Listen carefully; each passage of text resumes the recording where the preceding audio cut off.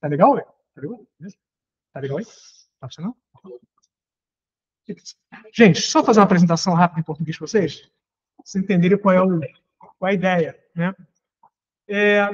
A gente, no nosso grupo de pesquisa, há algum tempo, sabia que isso ia acontecer, a gente já está há algum tempo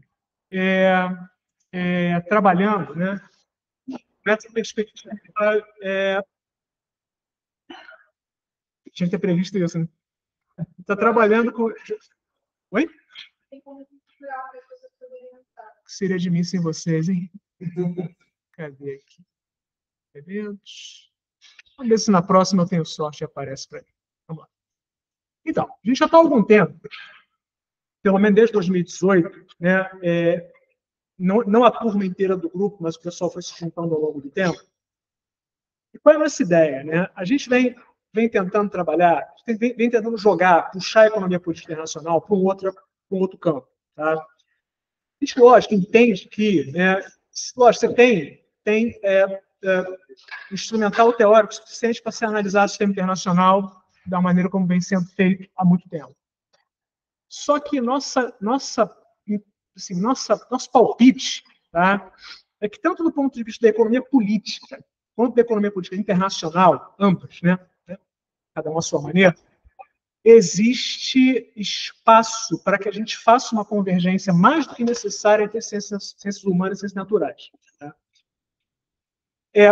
Lógico, tem uma longa história por trás disso, acho que, enfim, precisaria um seminário para explicar como é que vários grupos ao redor do mundo estão chegando ao mesmo ponto, tá?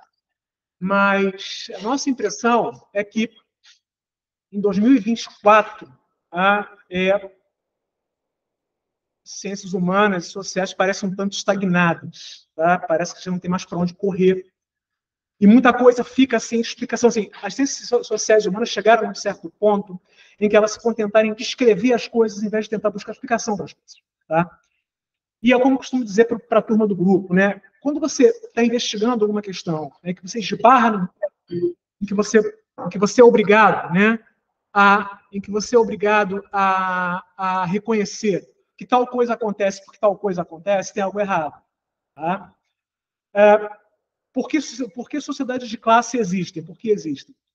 Por que há disputas de poder internacional? Porque elas existem. Quando você chega nesse ponto, alguma coisa está dando errado. Né? E, claro, você pode se contentar simplesmente com descrever os processos e simplesmente ignorar que eles têm uma origem, que eles têm um motivo. Tá? Ou você pode tentar ir fundo. São duas. A escolha é sua. Né? E, na tentativa de tentar explicar ou entender como as coisas acontecem, não o que acontece, mas como as coisas acontecem, a gente se depara com um problema real. Né? É um mundo só. Né? É um mundo só. Não tem um mundo das ciências naturais e das humanas. Mas que haja uma discrepância epistemológica entre os dois campos, e claro que existe, óbvio, questões epistemológicas específicas, em geral, dos dois campos, é inevitável que você tenha. É um mundo só, gente. Não são dois mundos. Não pode ser duas turmas falando coisas a respeito do mesmo mundo como se fossem duas coisas diferentes. Não pode ser assim. Então, assim, o trabalho. Isso já está acontecendo há uns 30, 35 anos no mundo inteiro. Então, o trabalho vem sendo varrer um pouco do lixo ideológico que veio do século XX, né? Que associa qualquer tentativa de diálogo entre ciências humanas e ciências naturais como algo, sei lá, usa o termo que vocês quiserem, fascista, sei lá, qualquer bobagem dessas que ainda perdura até hoje, darwinismo social, do tipo, a pessoa repete essa bobagem, limpar esse terreno, isso é uma bobagem completa, isso já caducou, 2024, tá? Não está em 1940, tá? Pós-Segunda Guerra Mundial é completamente compreensível que você não queira pensar em evolução por seleção natural e sociedade. Claro que você não quer pensar nisso. Você tem uma carga vindo do nazismo ali, né, que fez pseudociência em cima disso. Não foi ciência para valer, não foi nem a coisa nem evolucionária era pseudociência. Né? Mas claro que você ficou um trauma. O que é lidar com isso? Tá? Ou imaginar, por exemplo, que existam condicionantes fortíssimos no sentido ambiental, ecológico, geográfico, na evolução cultural. Claro que tem. Isso pareciam teses meio arcaicas, meio reacionárias, né? E, claro, meados do século XX, sem dúvida elas eram, né? Mas não são mais. Não são mais. Esse é o ponto, né? E, como eu falei, tem se chegado a esse ponto em várias partes do mundo. Tá? E é muito interessante imaginar que é no campo progressista que isso está vindo, não no campo conservador. Os conservadores não gostam de pensar nesse tipo de coisa, porque eles querem pensar em pseudociência. Né? Querem pensar em raça, racismo, superioridade, evolução como progresso. Isso não cabe para a gente, isso não interessa para a gente. A evolução não é progresso, nunca foi. Né? Quem pensou inicialmente o processo evolucionário não pensou como parte do pior para o melhor, do errado para o certo, do inferior para o superior. Isso é uma distorção. Uma distorção do século XIX e do século XX. Né?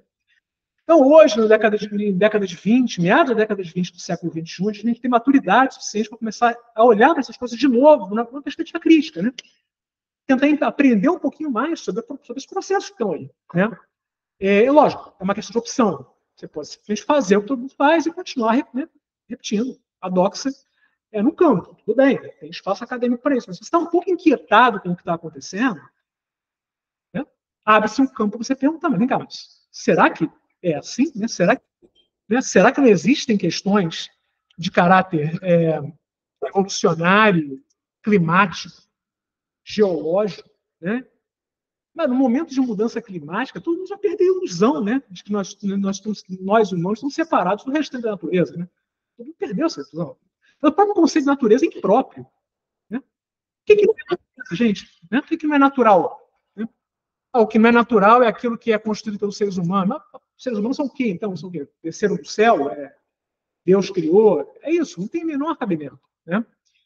Então, a proposta desse grupo, né, e que tem as suas ramificações internacionais, nossos colegas russos estão 200% mergulhados nisso também, embora nem todas as palestras hoje serão sobre isso, a gente vai falar de tendências de longo prazo, que não necessariamente lidam com essa dinâmica, ciências naturais e ciências humanas, mas a maior parte delas vai lidar com isso, das falas. Né? A gente está, então, estamos incluídos num esforço internacional de tentar rever essas coisas. Tá? A gente tem ramificações, né, com os colegas russos, americanos, enfim, algumas pessoas na Europa também, né, alguns na Ásia, não muitos, mas mais na Índia. Né? Então tem um grupo grande no mundo inteiro, bem articulado, não é uma comunidade grande, é uma comunidade que se conhece, basicamente. Né? Sei lá, estamos andando assim, 2 centenas, 3 centenas de pessoas no mundo inteiro, fora pessoas que não se conhecem, obviamente, né? Tentando tocar esse barco para frente, tentando revisar isso, tentando propor alguma solução para algo que nós enxergamos como uma estagnação completa das ciências sociais. Estagnou, não tem mais para onde ir, não tem mais. Parece que tem só uma repetição constante das mesmas coisas assim há 30 anos. Né? Então, esse é nosso sentimento, é claro, é ambicioso, é óbvio, a gente vai esbarrar com muito problema. Ninguém tem ilusão em relação a isso. Né? Muita crítica interna é preciso, né? Mas, se não fizer o esforço, não sai do lugar. Essa é a nossa impressão. Tá? Então, esse seminário de hoje vai ter 5 falas. Tá? A gente vai ter 4 falas, basicamente sobre a relação entre clima, ecologia, tá? agentes sistêmicos não humanos, tá? E dinâmica social. São 4 falas sobre isso. E a última sobre tendências de longo prazo, em que a gente vai falar de África. Tá? Caso o colega Anton Granin vai tratar de África. Tá? Então, vou começar pela minha fala. Vou falar em inglês por simpatia aos colegas, porque, né? Óbvio, né? Tá? Então, vamos lá. Então, deixa eu começar por aqui, então. So, welcome, everyone. Thank you all for being here. Well, my name is Daniel Barreiros. I'm an associate professor at the Institute of Economics at the Federal University of Rio, and also professor at our International Political Economy program. I was away from the program for some time for some reasons. Doesn't matter right now, but I'm back. So I'll be talking today about something that I consider a very interesting topic. That there's a question: for how long world systems exist? Okay, Gunnar Frank gave us an answer. We are used to think of world systems as something very modern, very capitalistic, and all this Wallersteinian stuff. We are used to think about that. But the modern world system since the 13th century or maybe 16th century, it's not the only world system. There are many different world systems in the past. Of course, they had a different dynamics. They involved different lines of force, but there were different and very specific world systems in the past. And probably that's a suggestion given by Gunnar Frank. The first real world system began around the 2nd century in the Common Era, because we have strong evidence that there were connections, information, trade goods, and people connections from Italy to China. You all know the Marco Polo story. But it's just a snippet of history. Marco Polo is just one agent in a very dynamic, very vibrant world system that connected the major urban areas in China to the northern India and to the Levant, the Anatolia, the whole Middle East, North Africa, and the main cities in the Roman Empire. And of course, this old world system was not based on the trade of what Wallerstein called main commodities, not based on the trade of labor and capital goods and manufactured goods. It's not its logic. The logic of this world system is based on the trade of luxury goods. And luxury goods were and are not some kind of irrelevant thing. They were and they are absolutely important to the reproduction of aristocracy power. We can't imagine, for example, it sounds maybe funny, but we can't imagine how Roman aristocracy could reproduce their power without silk coming from China. No, it's not irrelevant. Maybe it's irrelevant for us in the 21st century. Maybe I won't discuss that. But for the Romans, for the Roman aristocracy, this kind of goods coming from the Silk Road were crucial for the internal reproduction of status and power in the Roman society. So you can imagine that the contraction of the trade routes, some disturbances on the Silk Road could affect the reproduction of power relations inside the Roman Empire. And we have very good evidence that there was some kind of gold drain coming from the major cities in the Roman Empire to China. It's crystal clear, archaeologically and historically speaking. You can trace that. There was gold coming from the Roman Empire going to China, and silk coming from China to the Roman. Of course, these are the main commodities, the main traffic of commodities. There were many others. And as happens in all world systems, you have some kind of dynamics that involves environmental degradation, the transit of non-human species, and systemic collapse. COVID was not the first, will not be the last. The same dynamics that we saw involving the COVID pandemics and the capitalist world system, we can trace back to the 2nd century in the Common Era. The same thing happened there, of course, in a different context. But if you're trying to evaluate world systems from a theoretical perspective, we have a very strong connection, theoretically at least, between environmental degradation or environmental issues, the transit of non-human species, which means microbiological agents, and the systemic collapse systemic collapse and B phases, as Gunnar Frank theorized. As you know, Gunnar Frank saw all world systems cycling between two kinds of phases. One phase that we called an A phase, that's a phase of connections and cultural integration, the commercial integration, etc., under 1 or 2 or 4 or 10,000 hegemonies. Sometimes a super hegemon emerges. The 16th century, for example, the 17th century with the Arabian Empire, for example. And there's these ascension cycles in the world system of connecting with very strong connections, and phases of degradation of world systems in which you can see the same processes. And all over history, over and over and over again, you see the same processes. Hegemonic wars, environmental degradation, diseases, and the collapse of integration. So it has been happening since the 2nd century in the common era. So what we had experienced during the COVID pandemics, and what we are experiencing since the financial crisis in 2008, it's not something new. Of course, it's specific to our time. Of course, we don't deny that.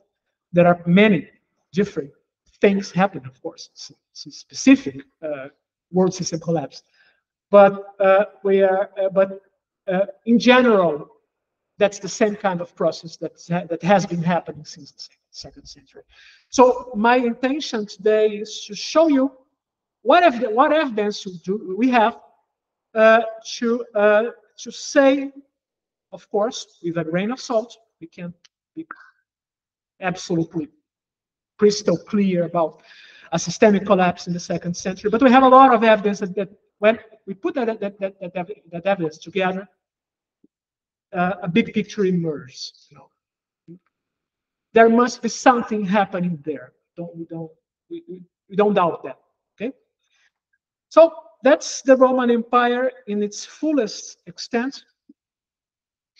Of course, this is an stylized map. It's not just an artistic representation. And the center of our problem is there in Syria, and I'll tell you why. There was something happening there in China that was being transmitted through the Silk Road and coming to Syria, and then from Syria to the entire Mediterranean. And this was one of the main reasons why the first world system in history collapsed. There's a chronicle of important events. I will go fast through that. In 165, there was a mysterious disease identified in east of Nice, in Izmir, in the Levant, Syria, Lebanon.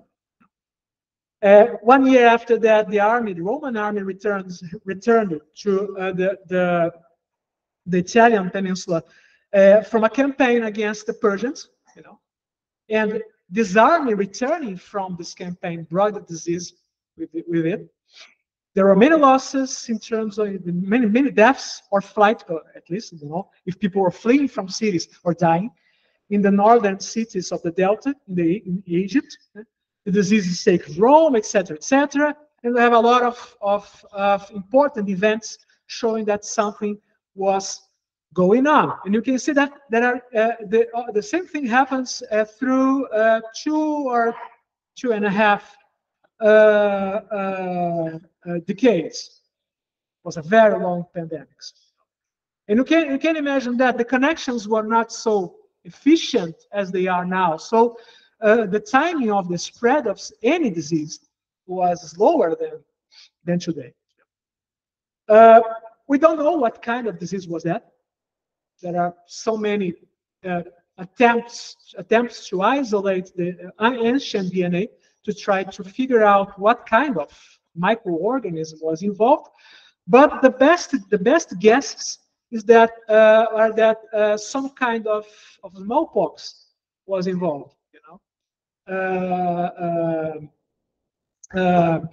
Of course, it's not the same strain of smallpox that we have today, some ancient strain, but the description of the symptoms people were experiencing all over the Silk Road pointed out to smallpox or some kind of pox virus as the cause of the disease. There are some speculation about the fact that maybe this disease was some kind of zoonosis, was transmitted from non-human animals to humans, and became something else.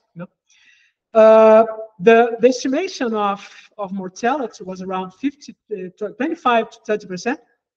It's not a very precise one, but there was societal disruption all over the Silk Road. We can say that for sure. We don't need to doubt that. There was devastation impact on Egypt, and I'll tell you a few slides after that what was the problem, why Egypt was so important in this world system. So we have evidence that from the Rhine to China, something was going on. And you can imagine how difficult it is to track this kind of things, because you don't have statistics, you don't have any kind of, United Nations health program trying to track down different expressions of the same disease all around. You have to deal with piecemeal evidence. Some random guy who, wrote something about that in China, some random guy talked about that in Persia.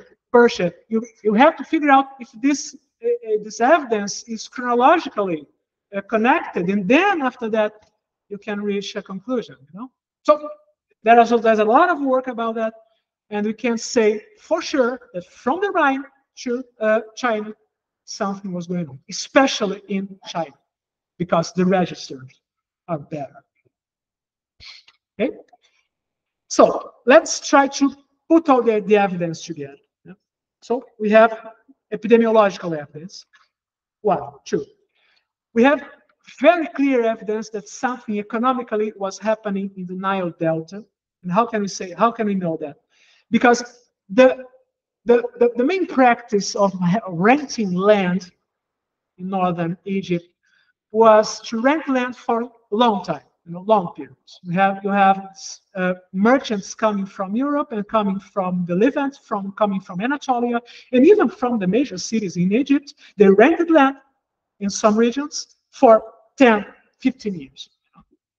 They paid a lot for that because Egypt was the main supplier of wheat to the Roman Empire, was the basket for the Roman Empire. And we see that after 165, after the spreading of this mysterious disease, there is a sudden change in the economic practices in the northern Egypt. The leases were smaller in time, sorry, they are longer in time, and they were cheaper, which means that the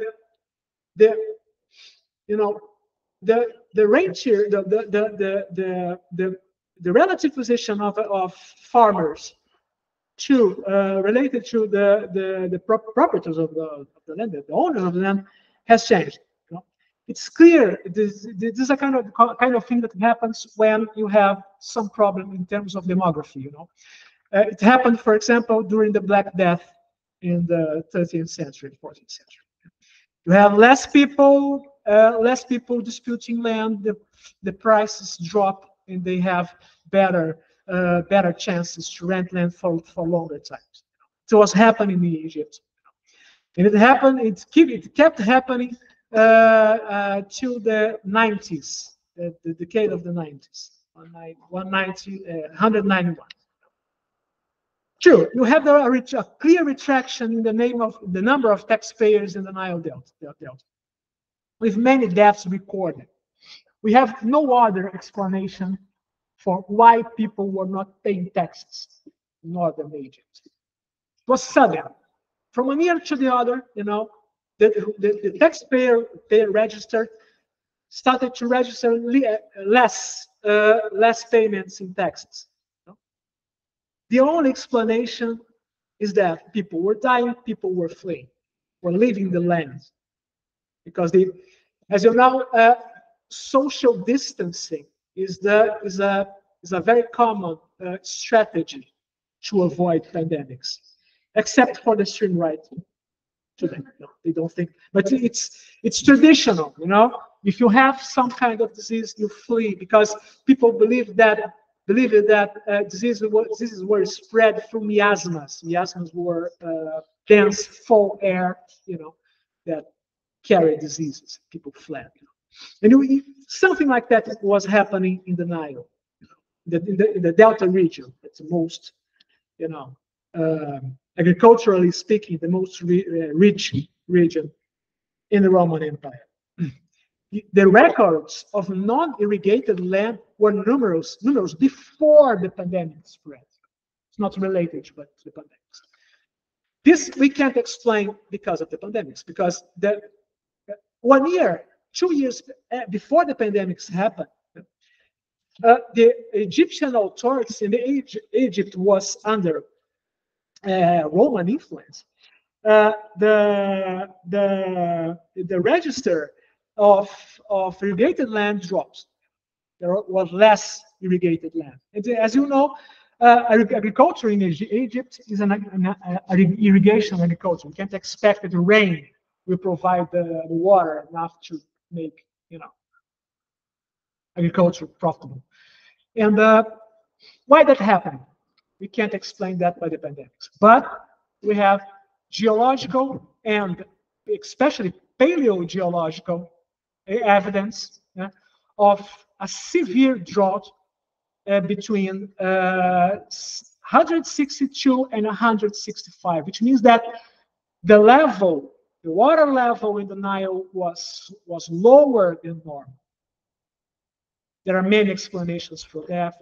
Solar cycles, aerosols, there are many different things happening, environmentally speaking, to explain the drop, the lowering of the water level in the Nile.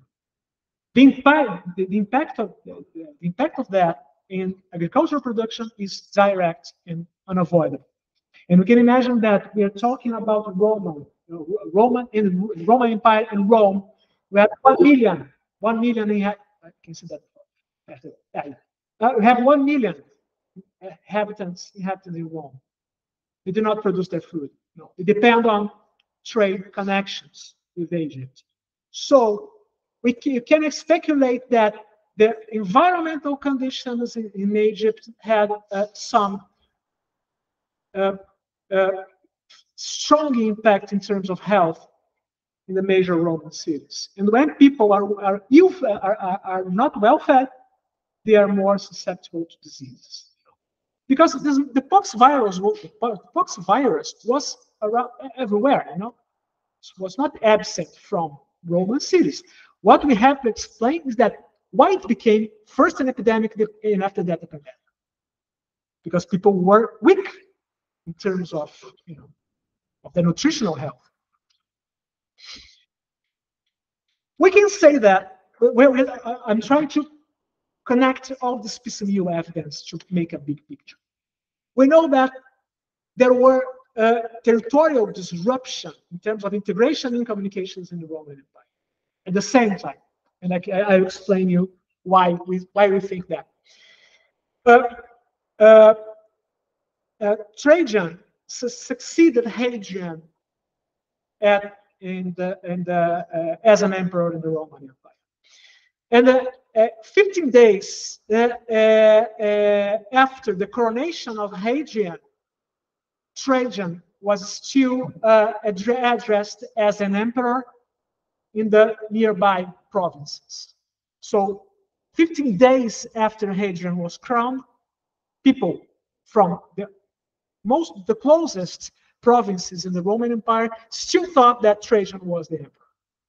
It took 15 days to the information get to these provinces. But when Marcus Aurelius died and Commodus was crowned as emperor, 46 days after Commodus was crowned, there were still people thinking that Marcus Aurelius was the emperor.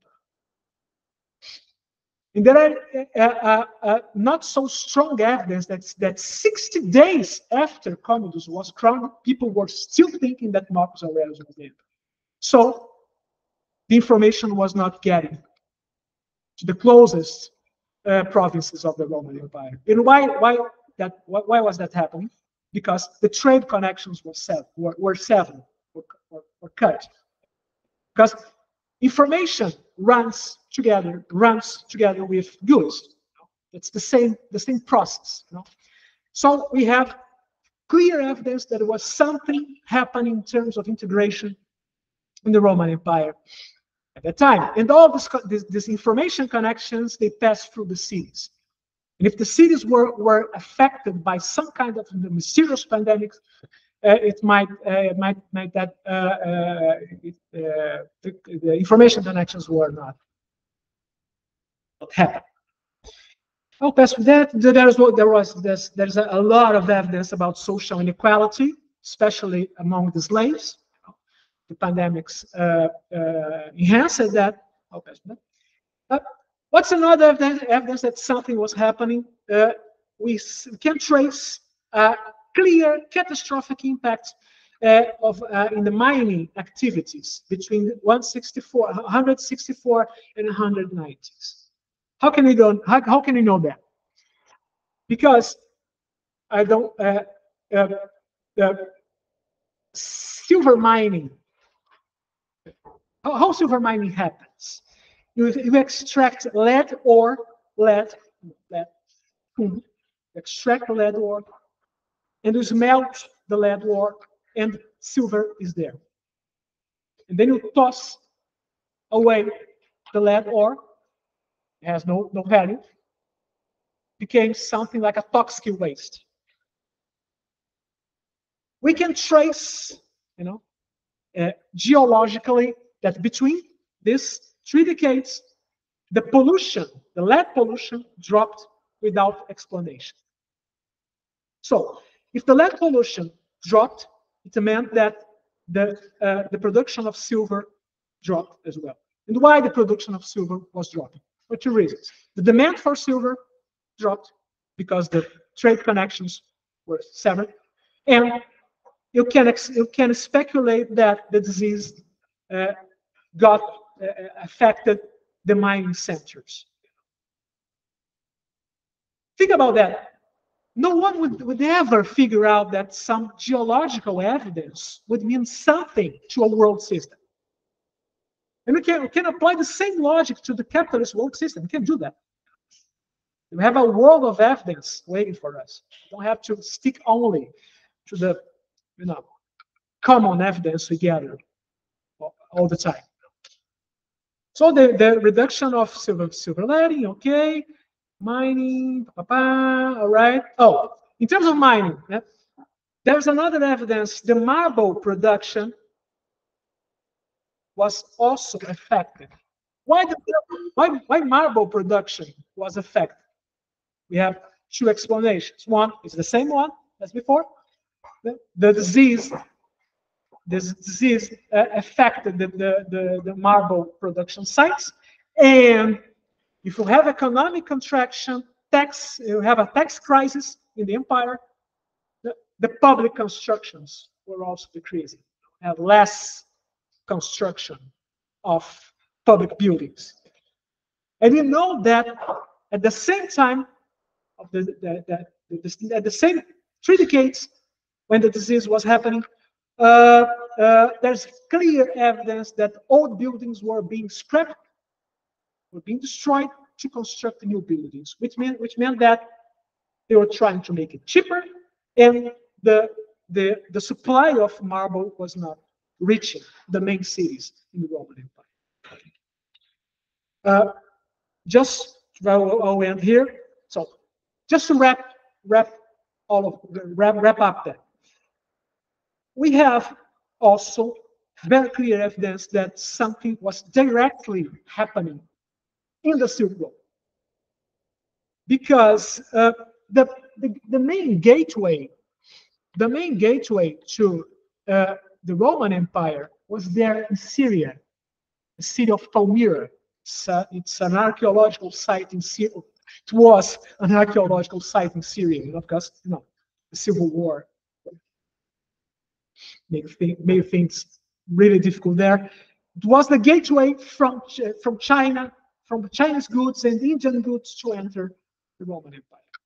And back there, at that time in Palmyra, you had a very vibrant and strong merchant community in the city.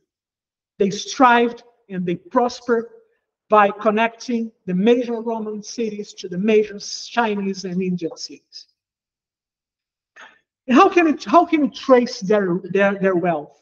You can trace their wealth by observing the funerary remains and funerary architecture belonging to these old families. Until the pandemic strikes, you have individual tombs, very rich tombs that can be constructed over and over all the years.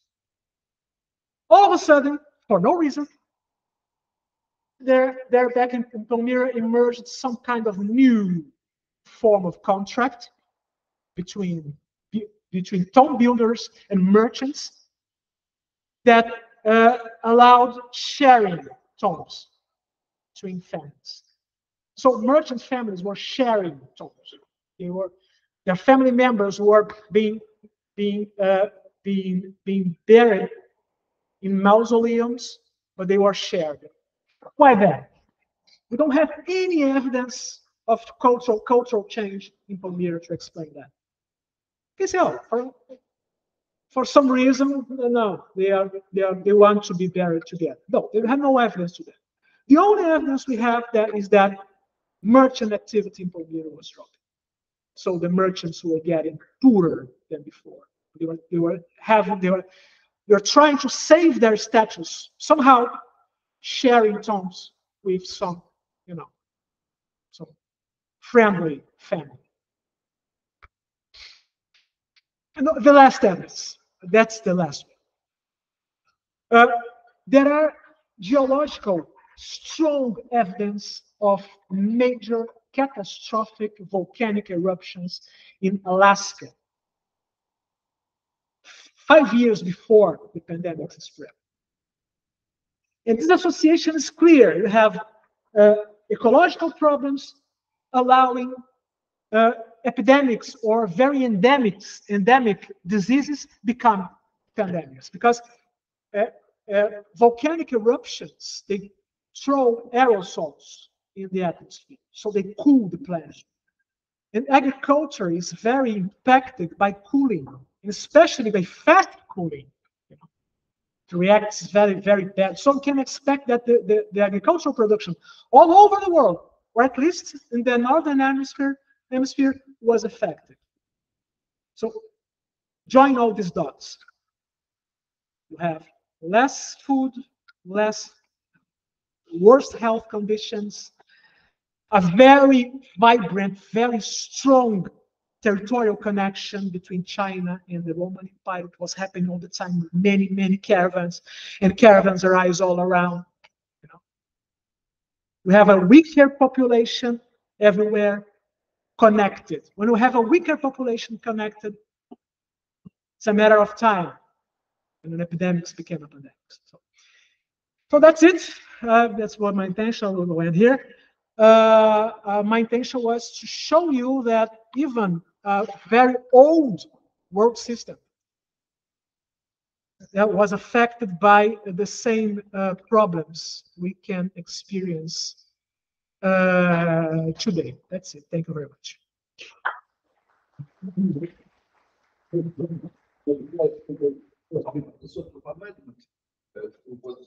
To the same which you presented. Okay. Just we will. No, because the point. No, perhaps first make. I would. Another one. No. Yes. Because actually Daniel, very nice point with Daniel presentations that he provided clear world system dimension for Antonin Blake. but he showed, I think, this one. No, this one. Here? Yes. So the point is that he showed how important those events in the second century were, but perhaps Daniel will see now that they were even perhaps more important than Daniel showed. So let me just show you a few things. Yes, no, to start with, actually, Leonid, I believe that no, we are more with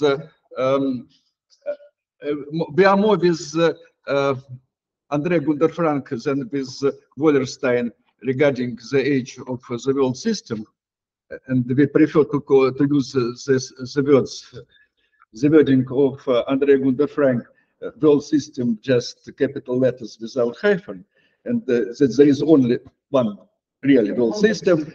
But him actually, Wallerstein, actually, André Gunder Frank, he said that the modern, the world system is 500 years old. We believe that it is much older, that it originated, actually something like 10,000 years ago, 11,000. No, just wait a second. Yes. Yes. Yes. A good idea. Yes. That it originated with agricultural or Neolithic revolution in the West Asia, and so the point is that I think we tried to show that actually a necessary condition for a system of societies to be considered as a system is just that the inventions made in one part of the system diffuse throughout the whole of the system, and it already gives systemic quality. No, we will say that China and Europe were already part of the same world system long before Gunder Frank, because the invention of gunpowder, actually compass, paper, they were made in China, but then reached Europe, and Europe will never be Europe without paper, without gunpowder. So already the presence of China and Europe in the same world system already relevant at that time. And we have the evidence that already, starting from the 10th century before Common Era, we'll have a systematic spread of inventions made in West Asia, like wheat, barley, sheep, goats, cows, then ceramics, then plows and wheel, etc. They're constantly spreading throughout the whole world system from Atlantic to the Pacific. So it's not 500,000 years, it's at least 10,000 years old.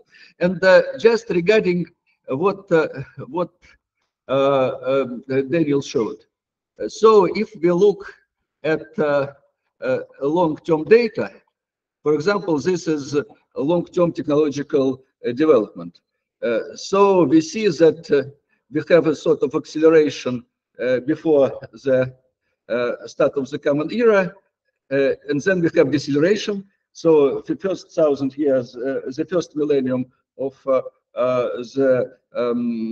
Common Era, it is sort of lost millennium.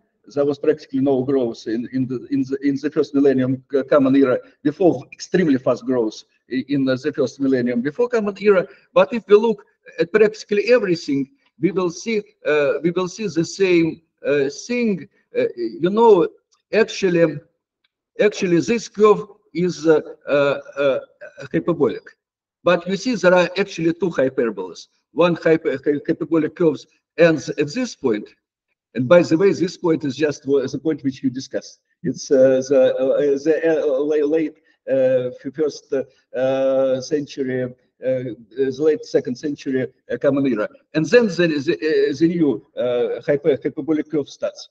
But if we take, no, we do not have a lot of long-term, very long-term data for, yes, just try to, perhaps just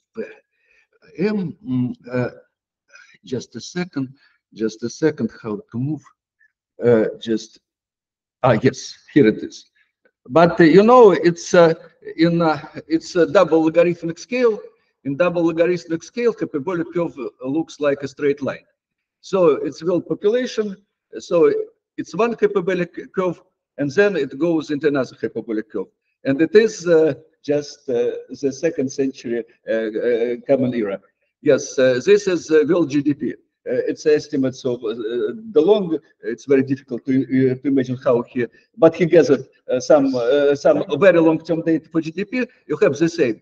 One hyperbolic curve goes up to the second century, and then another hyperbolic curve starts. This is actually the largest settlement on the West, the population of the largest settlement. You have the same thing. Ecological development index, Bunch-Hellemans, Anton knows this source very well.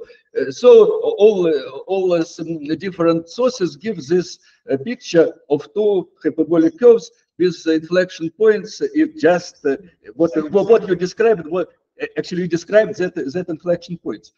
So no, the explanation why it happened, why the development of the world system have such a peculiar structure. No, actually you talked just about this, but it looks like that I think it was shown by it was discussed by William McNeill. Then it was nicely discussed by Jerry Diamond. Very important point that the lethality of pathogens depends directly on the size of the population pool. No, so nothing like Black Death could appear in the world of small hunter-gatherer group, because if something like Black Death appears in the world of hunter-gatherers, it comes to a small community of hunters and gatherers, it kills half of the community, half community acquires immunity, and that will be the end of pandemic. It will stop. So the larger is with very small groups, you can have very not really little pathogens. With 1 million intercommunicating people, you have much more lethal. With 10 million more lethal. But what happened here? What happened here that it was the result of the development of the world system.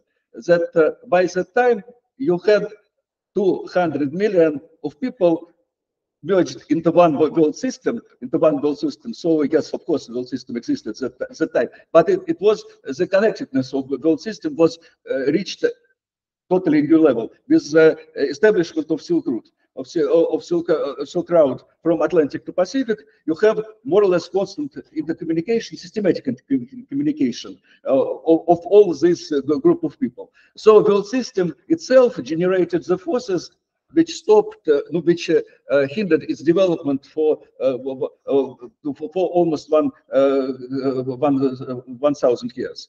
So this was the tipping point which you were describing. And by the way, this shows the importance of medical technologies, because really, perhaps what hindered further development of the world system, starting from the second century Common Era, is that the size of the world system did not correspond to the level of development of medical technologies. That the pathogens which the development of the world system generated were much stronger than the medicine which the medical technologies which world system possessed. And really, the new start, the new restart of this growth was directly connected with the progress of medicine. No, because of course, the very important things was things like introduction of quarantine system during the Black Death and its proliferation during the 17th century crisis, etc. So yes, But I think I have tried to show that perhaps the importance of the events. Daniel showed the importance of the events, but perhaps Daniel now would recognize that he did not quite appreciate how important those events were. That it is what was a sort of cosmic point which was discussed by Daniel. It's just, as I said, it is just the point which was which Daniel was discussing. I think my addition was quite helpful. Yes. That's really a turning point there. It's crystal clear. Yes, yes. I have sent you. Perhaps I will send it. I was about to send you this book, but yes, I will soon. Yes. And so perhaps let's switch to, or perhaps there could be some other questions to you, or we are switching to my paper. Yes. So. Yeah, up to you. Yes. Yes. So no. So we are switching to my paper. I will just say.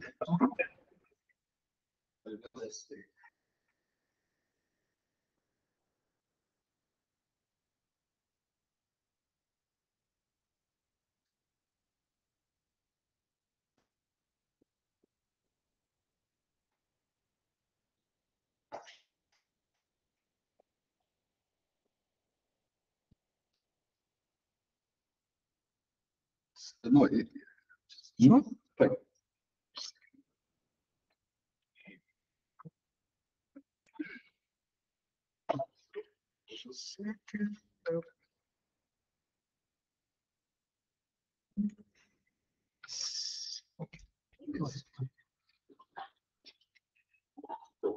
Yes.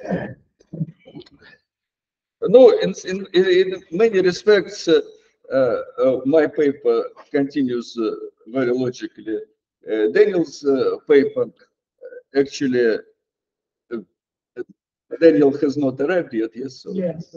If one more Daniel will arrive, Daniel Ribeiro, the second one. Daniel Ribeiro, if he arrives, it will be one more continuation of a very logical one. Yes, so in many respects, 6th century resembled very much the 2nd century common era, and actually the 14th century, because we have a sort of series of very similar events, but we will just go on and discuss this now. No, the theory of the origin of Islam that dominated until the 1980s linked it with the disintegration of the clan tribal systems in Arabia in the 6th and early 7th centuries with the processes of class and state formation. However, well-known facts clearly show that the actual evolutionary processes in Arabia in the 7th century were going in exactly the opposite direction. The clan tribal organization in pre-Islamic Arabia did not decay, but was becoming stronger and stronger. It was the state and proto-state structures that were disintegrating. Indeed, in the early 6th century, almost the entire territory of Arabia was controlled by several kingdoms. The Himyrid kingdom of Yemen, which dominated not only the entire South Arabian South, but also noticeable part of Arabia. The second Kindid kingdom, which was the vassal of Himyrid kingdom, which controlled most of the central Arabia. Then it was Lahmid kingdom in the Arabian northeast, and the Hassanid kingdom in the Arabian northwest. Yes, and yes. Moreover, in territory outside the direct control of the above mentioned kingdoms, we would usually find not tribes proper, but rather chieftains. Their heads often explicitly call themselves kings. The situation in the early 7th century, say during the years of the beginning of the prophetic activity of Muhammad, differed from the one described above in the most radical way. All of the great Arabian kingdoms mentioned above disappeared, along with the smaller chiefdoms. There were practically no kings left in all of Arabia, and where there were chiefdoms a century before, we would already see 3 tribes. Let us now look at some possible causes of the 6th century Arabian crisis. Actually, this presentation was prepared for Florianopolis, so I had to keep it, and we were given only 15 minutes, so I had to keep it as short as possible. And so in this presentation, there is no full description of this crisis, a very short one. But the full description looks as follows. Actually, this research was done together with Viktor Klimenko, the corresponding member of the Russian Academy of Sciences, who is a specialist in historical climate, and just Dmitry Prusakov, who is a specialist in interaction between nature and society in the ancient world. And so that's why we had the possibility to study it in detail. No, so it looks that I think it would be the same for the 2nd century and for the 14th century and for 17th century. So the mechanism, and by the way, it started in the 19th century, but was stopped by already well-developed system, including new medical technologies which were available in the 19th century. Now, so the process looks as follows. So it still starts with the decline in the solar activity, which leads first to some initial cooling of the atmosphere, which leads to the growth of ice caps, both southern and northern ice caps, which change the form of the so-called geoid, the form of the planet. The form of the planet changes, which leads to readjustment of the planet crust, which leads to earthquakes and volcano eruptions. And volcano eruptions are especially important here, and they were mentioned by Daniel. Actually, in this 6th century, like in the 2nd century, we have evidence of eruptions.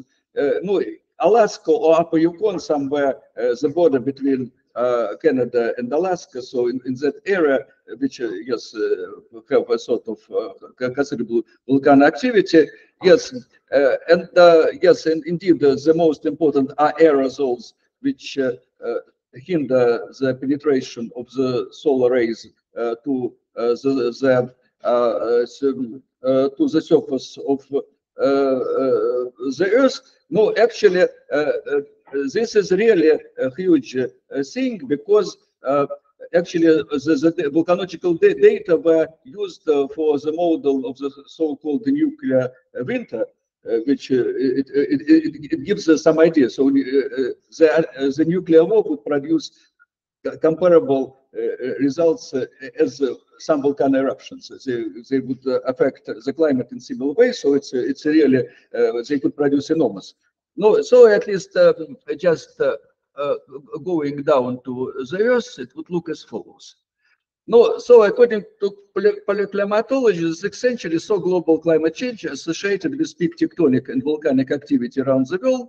And the main role here was played not by earthquakes, but by another consequence of seismic activity, volcano eruptions. So at the same time, a truly important role was played here by volcanic gases, ash and aerosols, which were released into the atmosphere in gigantic quantities during volcano eruptions and partially delayed solar radiation, which in turn led to the cooling of the lower layers of atmosphere. And in the areas like Arabia, quite counterintuitively, the cooling leads to droughts.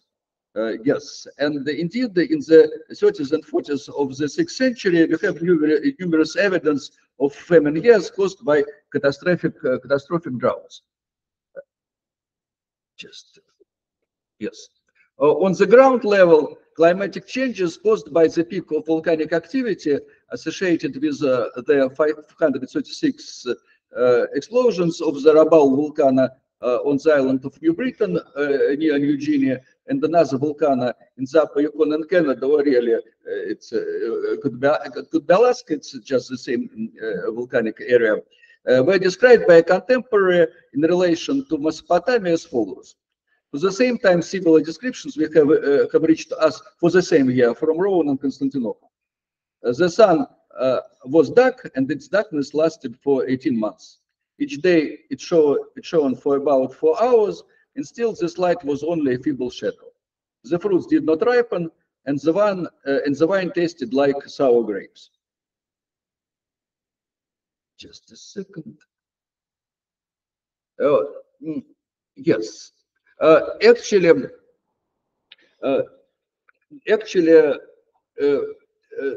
all this were accompanied by the pandemic, as well known, because all those events triggered a very significant pandemic. It is called so-called Justinian plague, which, as far as I understand, exceeded the scale of Antonine plague. According to some estimates, the death toll was around 100 million. So it was perhaps that kind of full-scale plagues. Then we had a similar plague in the 14th century known as the Black Death, so Justinian plague was quite comparable. And again, it lasted for quite considerable, there were quite a number of waves. So I did not discuss it at presentation at Florianopolis, because this was not the main thing which was relevant for Arabia. No, but by definition, of course, Arabia did not suffer as much from the plague as agricultural areas. No, though, by the way, it affected somehow the history of the origins of Islam, because actually, according to Islamic tradition, Muhammad was born in the so-called year of elephant, and in this year, this was the year of the expedition made by the Ethiopian ruler of Yemen to conquer Mecca, according to the tradition, and there was an elephant in Yemeni Ethiopian army, and that's why this event was known as Elephant Campaign. And so, according to Islamic tradition, that Yemeni Ethiopian army reached Mecca, and then the disease started among in this army. And according to all suggestions, it looked like that it was just one of manifestation of Justinian plague. So, no, of course, perhaps nomads would not be affected very much, but when you have a large army moving even through the desert, yes, it is a very good object for the attack of the plague. But so it still, Justinian plague played some role in all those events, but as I said, perhaps those famines caused by the volcano eruptions were perhaps the most important part which affected the origins of Islam. So the reconstruction of the political adaptation of the Arabs to the socio-ecological crisis of the 6th century is possible through the study of the pre-Islamic Arab historical tradition, the so-called Ayyam al-Arab, days of the Arabs. And one of the typical days can be retold as follows. A certain Arabian chief or king behaved arrogantly towards his subjects and oppressed them. This behavior often consisted of attempts to collect taxes in years of famine, caused primarily by insufficient rainfall and finally by those volcano eruptions. A typical reaction to such behavior was the murder of the chief or king by his subjects, which naturally entailed attempts by the chief's relatives to avenge his murder and, in fact, to restore the fractured chiefdom. As a result, another Arab day began, which could last for years, filled with violent actions on both sides.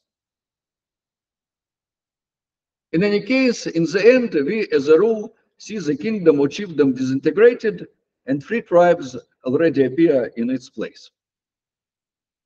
In fact, all this can be seen as an important component of the Arab adaptation to the socio-ecological crisis of the 6th century. This rather effective adaptation was basically that most of the socio-political systems of northern and central Arabia quite adequately responded to this crisis by rejecting super-tribal political structures, that is, most of the Arabian kings, political leaders of the chiefdoms, and agents of their power, which began to pose a real threat to the basic survival of ordinary members of the Arabian tribes. However, the Arabs did not only destroy most of these rigid supercommunal political structures that alienated tribal sovereignty, they also developed alternative soft structures of supra-tribal cultural and political integration that did not pose a threat to tribal sovereignty. The most notable thing here seems to be the development of a system of sacred enclaves and the regular pilgrimages to them, accompanied by fairs, so-called mawasim. Although some pre-Islamic Arabian tribes managed to adapt to the crisis quite effectively, this adaptation was not universally perfect. Let's say that adaptation of the Arab tribes of the Mecca region turned out to be quite successful. And this is largely why Muhammad did not find enough space to develop his prophetic activity there. But it apparently was not so successful, for example, on the periphery of the sphere in Yathrib, a city currently known in the world as Medina, where several tribes, in the absence of any effective super-tribal power, could not quite sort out relations among themselves. This problem was by no means new to Arabia. And in the late 5th, early 6th century, the typical ways to solve it were quite obvious. To send envoys to one of the great kings of Arabia and ask him to appoint a king over the corresponding group of tribes, which just essentially turned out into a chiefdom. This is, by the way, just to give you some flavor of the epoch, the name of those kings, kings Amlak, Saba, Zuraidan, Hadramaut, Yamanat, Arab, Humu, Taudam, Tihamat. The kings of Saba, Zuraidan, and Hadramaut and Yamanat, and the Arabs in the highland and the maritime plain. Yes, but this practice apparently became unacceptable in the 7th century.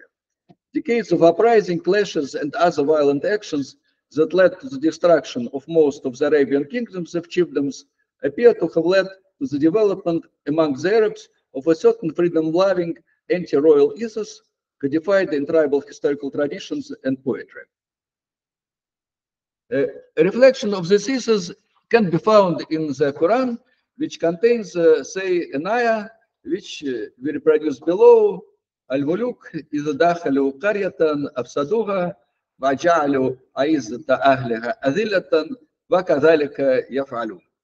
Kings, when they enter a village, they corrupt it, they turn its most worthy inhabitants into the lowest. That's exactly what they do.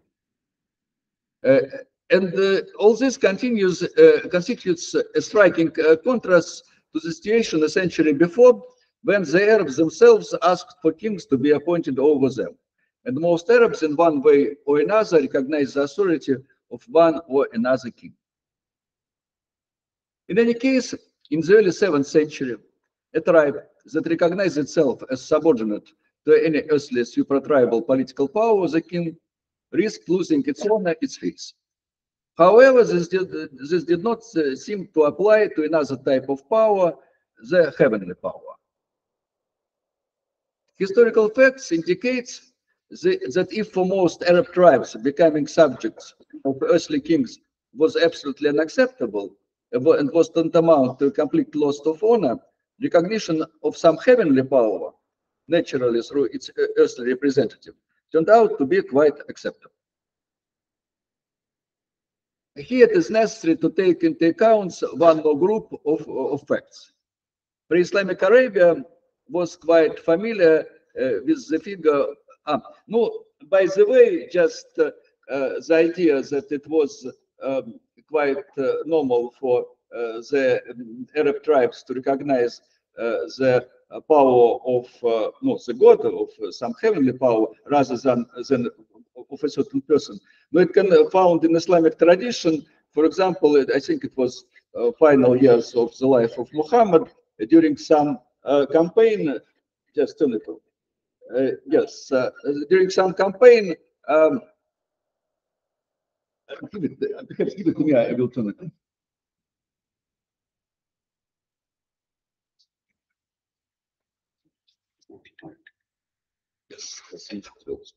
Yes, during some campaign, there was some conflict arose among the Muslim army regarding the division of the booty or something like that, and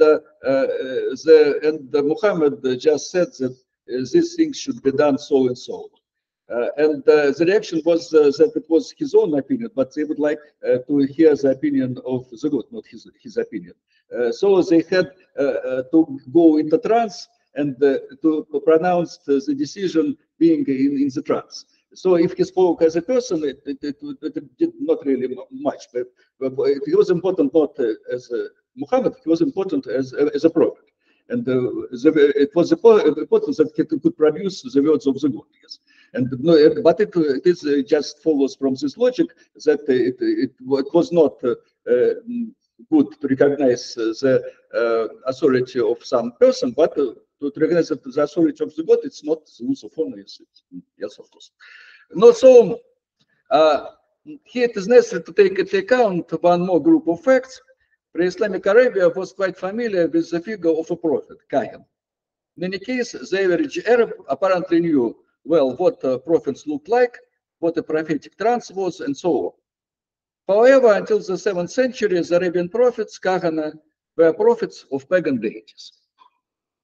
Thus, their power was by no means optimal, since recognition of the power of such a prophet automatically meant recognition of the power of the corresponding pagan deity, while the cults of such deities were always tied to certain tribes, whose patterns the corresponding deities were. Therefore, the recognition of the power of a given deity actually meant recognition of the power or primacy of the corresponding tribe, which is confirmed, say, by South Arabian epigraphy. Thus, the optimal figure here could be a monotheistic prophet.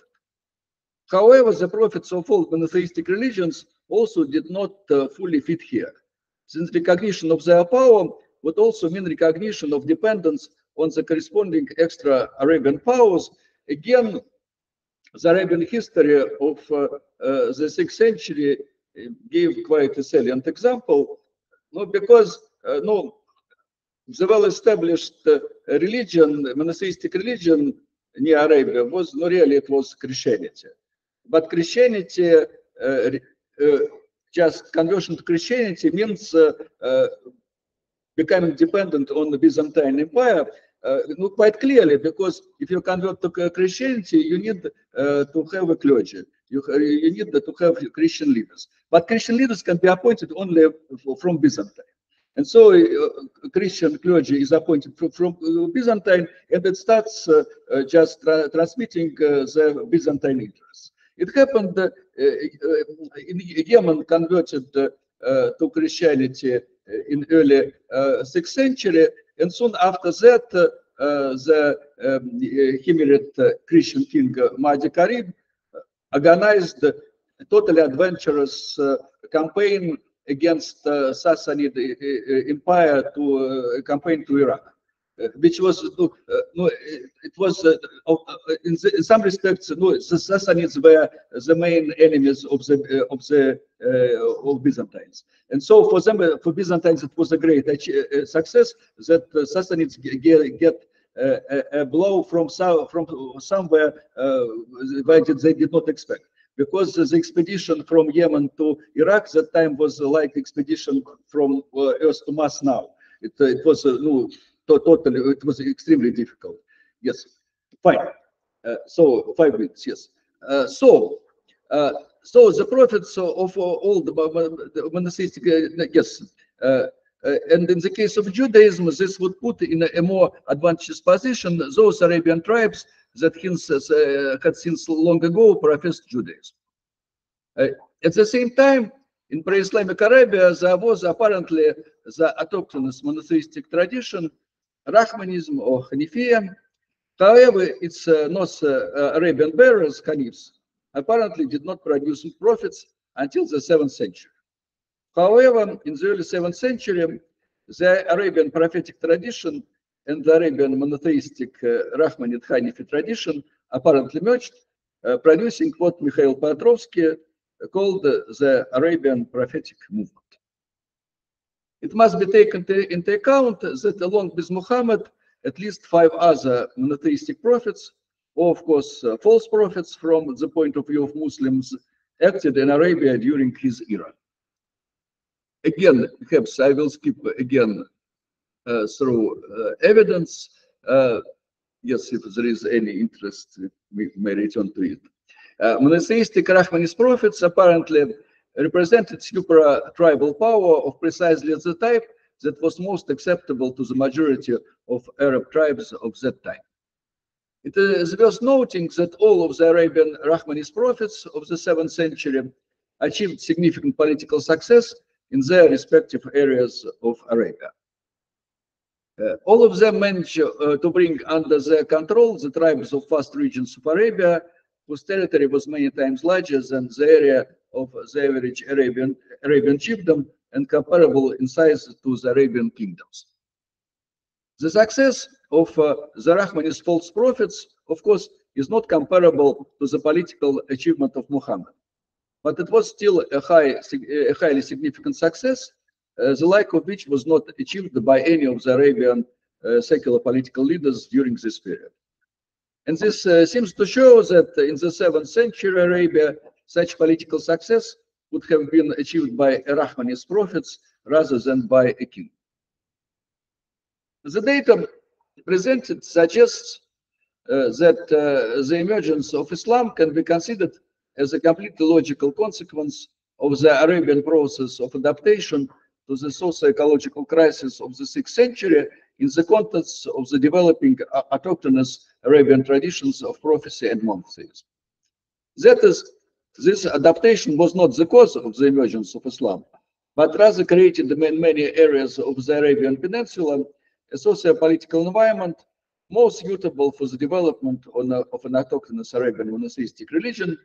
At the same time, the spiritual prerequisites for its occurrence apparently existed at the time of the start of Muhammad's prophecy. So, thank you for your attention.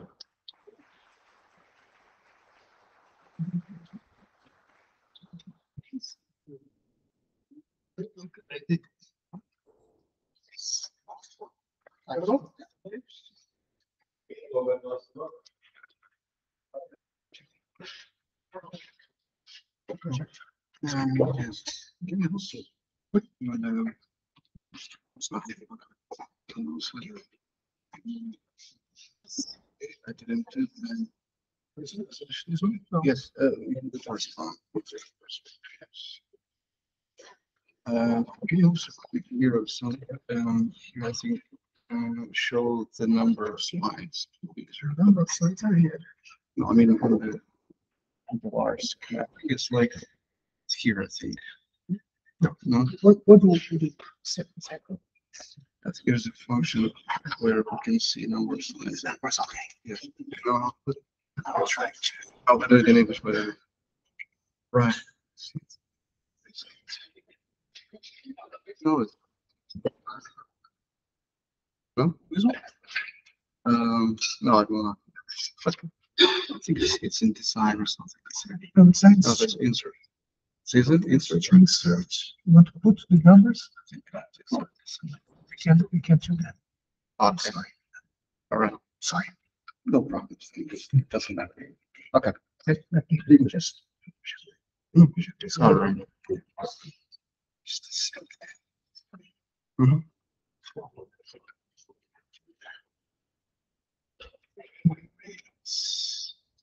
Okay. So, yes.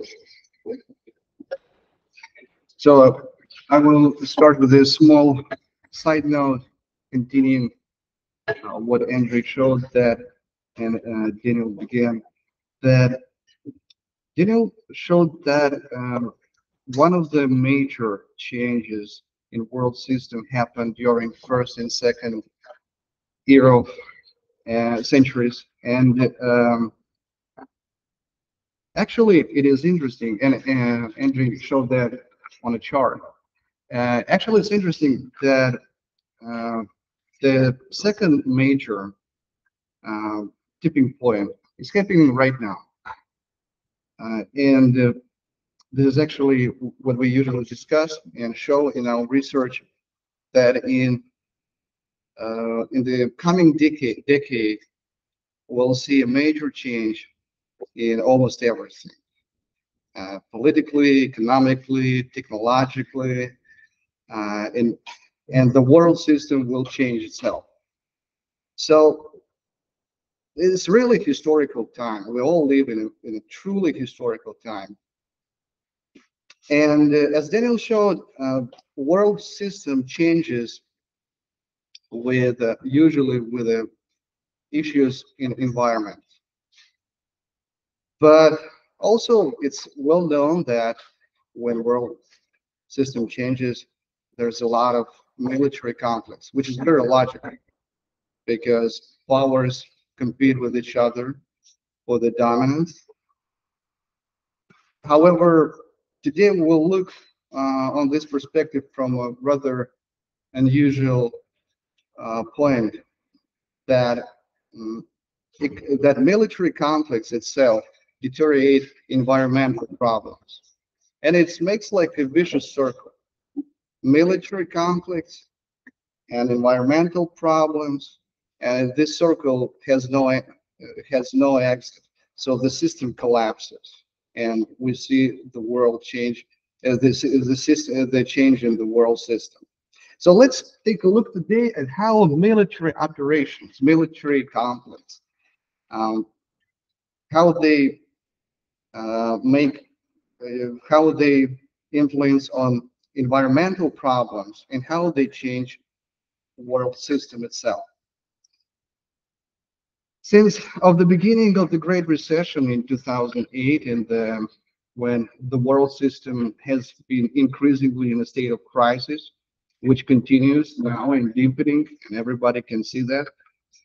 And since Russia started special military operation in Ukraine in February 2022, the world system has entered a new phase of development that combines international, economic, and other crises. The geopolitical aspects of the world system crisis and the consequences of the current military conflict are now being actively debated. But as I mentioned, there is almost no research on how this crisis and military actions itself affect and will continue to affect the environmental situation. And again, environmental situation is an indicator of the system, how a system's health. Let's say if it's getting worse, this system itself will decline. So then.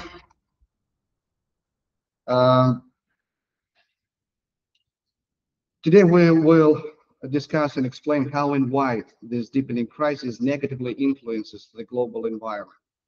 Since 2008 and the Arab Spring in 2011, there has started a process which we call the world system reconfiguration.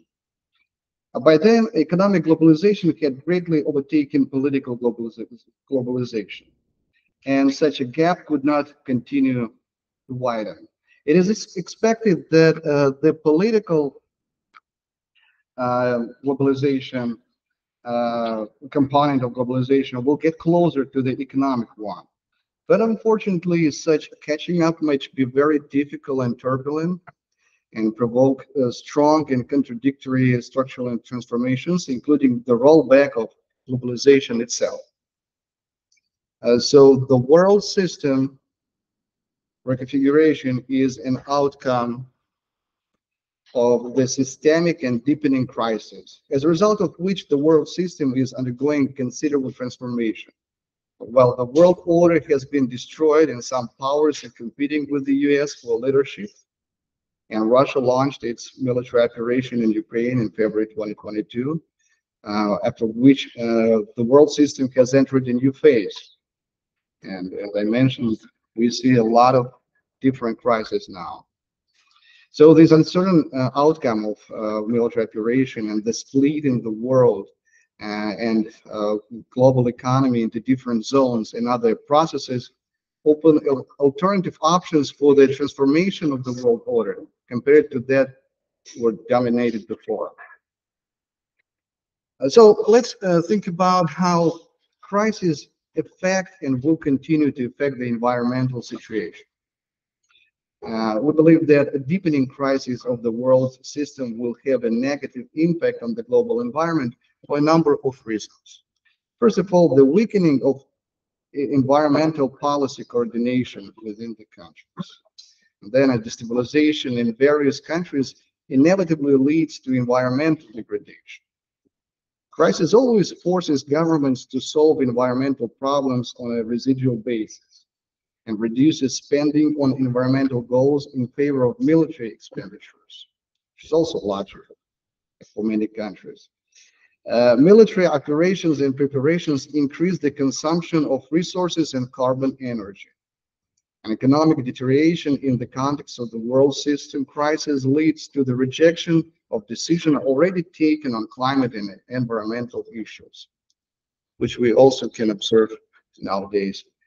Today, we will not touch a lot upon the problems of the environmental impact because of demographic pressure, which is also interesting, which Andrew shows usually, or dispute between countries over resources. But we'll give an example of the influence of both of those factors. So the example is about a dispute over the water resources in 3 African countries, namely Egypt, Sudan, and Ethiopia. In order to supply electricity, in their rapidly growing populations, Ethiopia has been building a colossal hydroelectric power station. It's called Grand Ethiopian Renaissance Dam.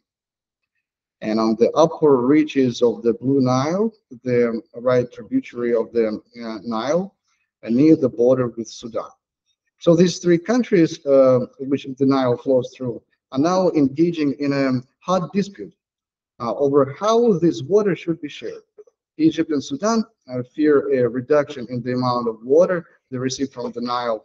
And in particular, 85% of the Nile's flow in Egypt comes from Ethiopia. So the resources have significant role for these countries.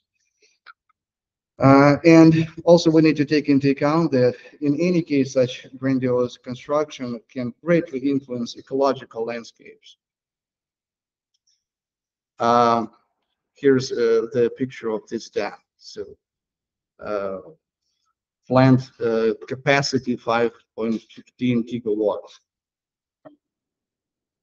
So military action themselves can physically destroy the natural environment.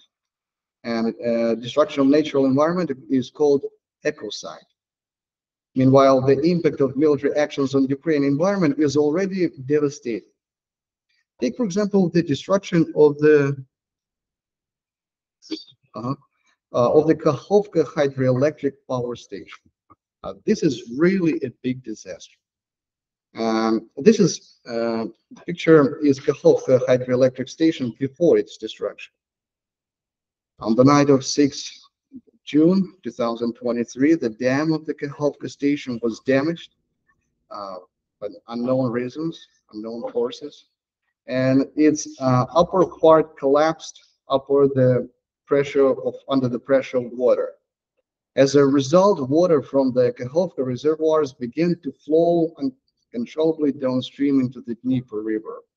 The hydroelectric power station provides electricity and water to irrigate tens of thousands of hectares of agricultural land. In addition to many other destructions, about 600 square kilometers of land were flooded and fertile soil was washed away. According to some reports, the disaster of the Kakhovka hydroelectric power station will make farming impossible on the area of 584,000 hectares. The pollutants and pathogenic microorganisms in water spread it in nearby areas and floated into the Black Sea. And these are pictures after the disaster, destruction. You can judge it yourself, how devastating the catastrophe is. Unfortunately, there are many armed international and internal conflicts going on in the world right now. In such countries like Burma, Democratic Republic of Congo, others, they have been going for decades. On the whole, the negative environmental consequences of military actions are numerous. Military actions cause large-scale, long-term, and severe damages to forest, fertile land, and pastures. Almost all military operations are always accompanied by a number of changes and destruction of the natural environment. Let us take a quote about such a negative impact on ecology from the chapter titled Ecology Life in the Unstable Biosphere by the author, who's alcoholic, Natalia Kovalova from Lomonosov State University. In the report to the Club of Rome, in which we also took part, here's the quote.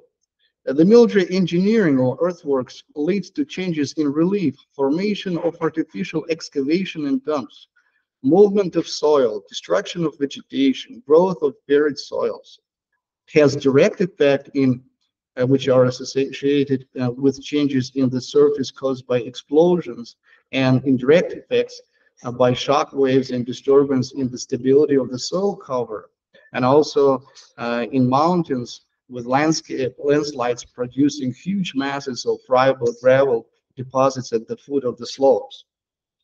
So, in other words, it's clear that the destruction of nature by military actions has profound long-term consequences, and the greatest danger is not the immediate.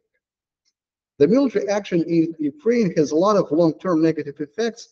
In particular, we should mention the use of depleted uranium shells, which will obviously be a source of radioactive contamination of the soil, as well as the massive use of cluster munitions, the use of which is, by the way, prohibited by most countries, except those who have not signed the Convention on Cluster Munitions, remain the United States, Russia, and Ukraine. Unfortunately, the amount of used munitions and the territory of Ukraine, on the territory of Ukraine, is so huge that not only the next generation will suffer, but because of the remnants and unexploded bombs, but also the environment.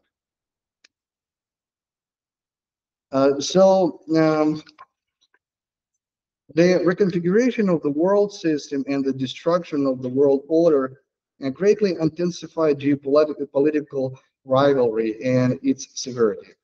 They inevitably damage of the environment, since the goal of such competition is crushing rivals at any cost. And for sure, it will move back any environmental goals. Yeah. Next. Even peaceful rivalry, more precisely in the form of hybrid warfare, affects the environment. Thus, the United States desire to oust Russia out of European gas market, and the increase of gas because of that, and oil production in Texas and other states leads to the environmental degradation because of the so-called hydraulic fracturing methods.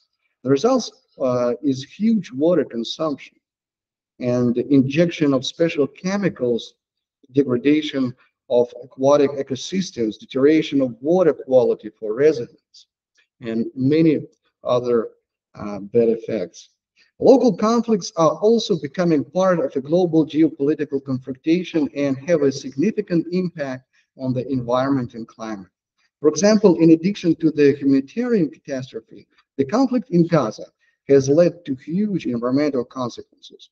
Houthi attacks have led to a reduction in shipping traffic in the Red Sea, forcing it to use the route around Africa, for example, which requires much more fuel. And there's a lot of debates about capitalism and its influence on the environment. It's a largely commonplace to criticize capitalism for being responsible for the resource depletion and environmental degradation, because capitalism can develop only many times with cheap energy, seeks for only for its profit, and tends to expand. And in many cases, it's true. And capitalism is, of course, linked both to the growth of resource consumption, especially energy, and environmental degradation. However, and yesterday in Florianopolis was a very interesting point that we can, there's no need for a global growth, but we can just distribute the wealth from wealthy countries, and that's going to be enough for other countries, which maybe has sense, but it's for sure wealthy country will not like that. So more peaceful way is to keep capitalism and economic growth together, because it will be very difficult to increase living standards, develop technology in society, and not to mention decreasing poverty and employment in low-income countries without capitalistic mechanisms, and without economic growth. The numerous proposals to stop economic growth for the sake of environment seems to be not so realistic and dangerous idea, because it will cause more conflict. To a certain extent, the correction of mindless growth and movement towards a fair system of distribution for sure desirable. However, attempts to stop economic growth as the main economic strategy will for sure lead to serious social and political unrest, and the rise to power of populists who, for example, like Donald Trump, may simply reject all environmental and climate goals as far-fetched and harmful. On the other hand, there is no doubt that economic growth should not be based on environmental degradation. So finding a balance between environmental security and economic growth is a priority. But on the other hand, also, unfortunately, it turns out that development and well-being are in opposition to environmental security, and especially to the reduction of emission. For example, there has been seemingly positive information in 2023. Germany made a reduce in carbon dioxide emissions to the lowest level since 1950, which is, of course, good. However, it turns out that it was largely at the expense of the energy crisis and a reduction in the production in energy-intensive industries, and a slide into recession as a result. In recent years, global emissions have fallen by 3.7%. So that was a result of COVID-19 pandemic and lockdowns. Thus, the environmental trends should not progress only in times of disasters and economic crisis. They would be for sure a path to a dead end and a social degradation. The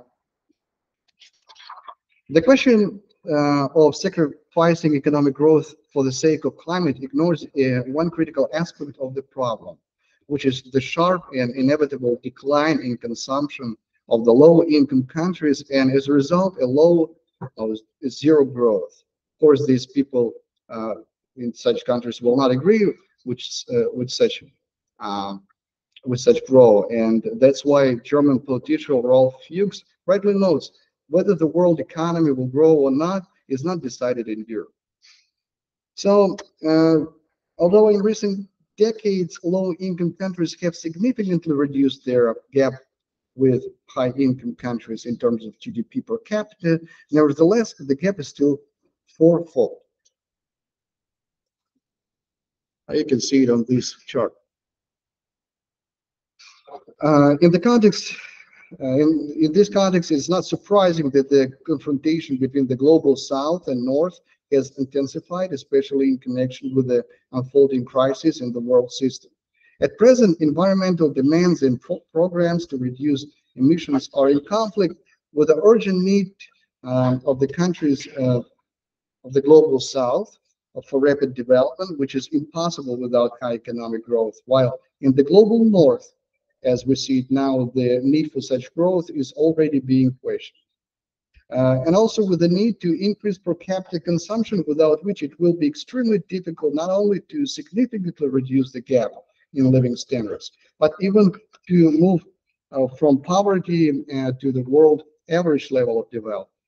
And also it's conflicts with the global that in the global South, population growth continues while it's almost stopped in the North. You can see it here. The West, whose share in the world's population is only 12% now, and is constantly decreasing, is not only unable to feed the remaining 7/8 of the population, but it also unable to live without goods from low-income countries. Thus, the problem of combining improving living standards in poor countries with the need to protect the environment and, in particular, achieving climate goals is perhaps the most difficult to resolve. The development of green energy will, of course, contribute to the solution of this problem, but it will be far from enough. How can we reconcile the challenge of escaping poverty with the reducing greenhouse gases when 2.4 billion people still lack access to clean cooking and 775 million lack access to electricity? We express our position in the title of one of our chapters in the report to the Global Forum, high income and low income countries towards a common goal at different speeds. So what could help to improve the environmental and low-income countries? Of course, it could be such things as the introduction of legislative, socio-cultural, and economic measures, which unfortunately we do not have the opportunity to discuss today, but one of the important ways to solve some environmental problems could be also the development of innovative technologies, including, for example, biotechnologies. Concerning the mitigation of carbon emissions, in other chapter to the report to the Global Forum, we pointed out that the future technologies can help here to some extent. In particular, the transition to the mass implementation of intelligent systems will largely solve the problem of energy saving, while the creation and producing of CO2 utilization system will make significant progress in reducing carbon emissions. Planning environmental and climate-friendly programs is extremely important. However, ill-conceived or ill-adapted environmental standards lead to problems and confrontations. In particular, plans to reduce the use of herbicides, fertilizers, etc., have resulted in mass European farmers' protests, and in some places to a food crisis and, as a consequence, revolutions. So Sri Lanka, which we can see here, revolt in 2022, is a recent example. Long-term programs would come into conflicts with the real opportunities available in societies. When the economic and geopolitical situation dramatically changed, as a result of these discrepancy, the effectiveness of these programs is significantly reduced while the negative impacts increase. For example, the reduction of emission in Germany in 2023 shows that this result was achieved due to a reduction in production volumes in energy-intensive industries, largely as a result of the energy crisis and this slide into recession in 2023. However, it is obvious that reducing industrial and agricultural production cannot be the main path of environmental policy. This is a destructive, which is very limited in terms of resources and ultimately leads to a reduction in environmental investment. In case of Germany, the decline of the chemical industry in Germany will be compensated by an increase in other countries and a corresponding increase in greenhouse gas emissions and pollution. Thus, it often turns out that instead of real progress in improving the environment, there often occurs an actual backslide in that direction. That it is necessary to timely adapt environmental programs to changing conditions. And I will conclude with the statement of well-known Russian scientist Skorokayev, who writes that to promote environmental and climatic issues, political leaders of a new formation are needed, who are aware about the modern scientific and technological achievements and who are capable of preventing the coming global environmental crisis. And in the context of the subject of this presentation, I would say that even more urgently, we need new elites who have the will and the determination to agree on a new, fairer, and more peaceful world order. With them, it will be possible to lay foundations for a much more environmental friendly world system. We believe that within the framework of cooperation between the BRICS countries, we can already see a prototype of the new principle of the new world order. For now, unfortunately, the situation is that the more unstable the world becomes, the more the environment is affected.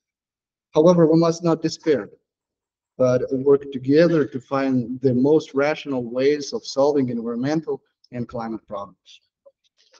Thank you.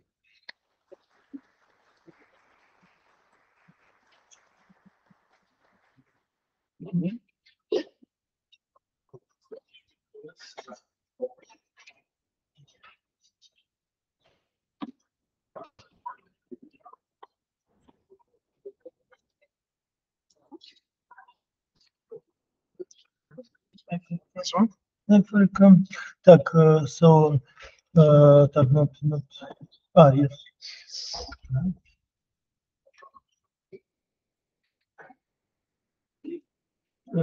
Já provar as pessoas que querem entrar na área.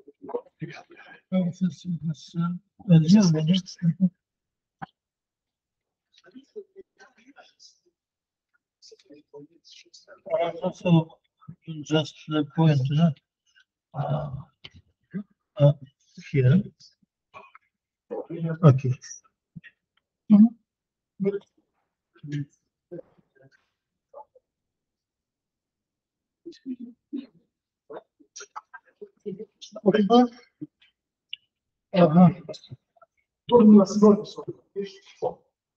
Так. No.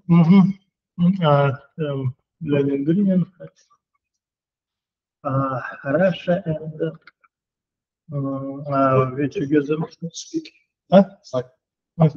No, so I am Lenin Green from Russia, and I want to present this topic about Africa.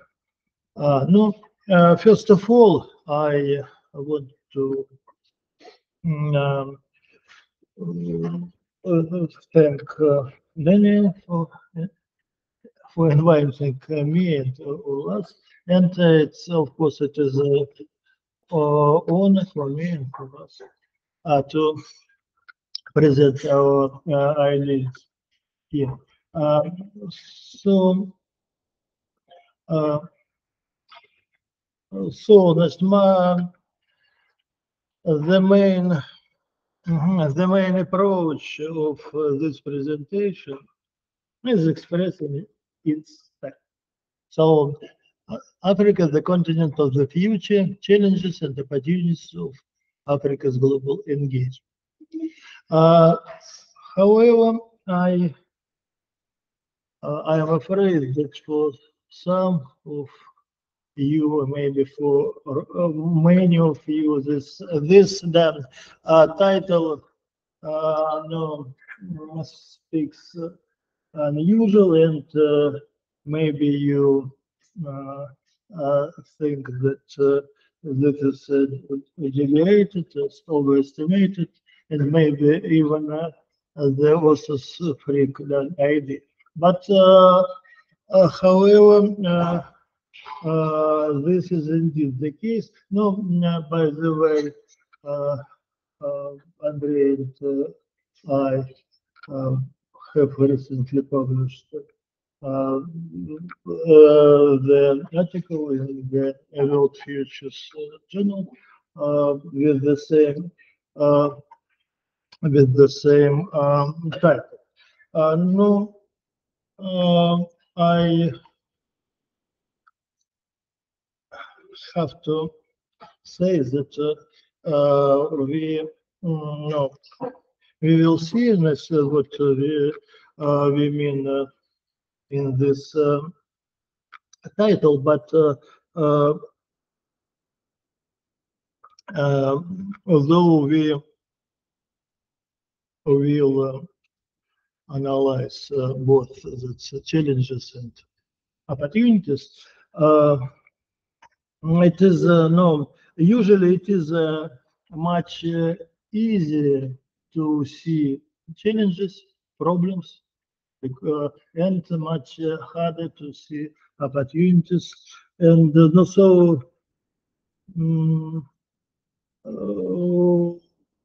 for the last, it sometimes requires very deep analysis and the ability to take future powerful manifestation in still insignificant threats. We will try to show both sides and of the coin to see future of Africa today and to discuss this in detail. No, then, so this slide about both opportunities and challenges.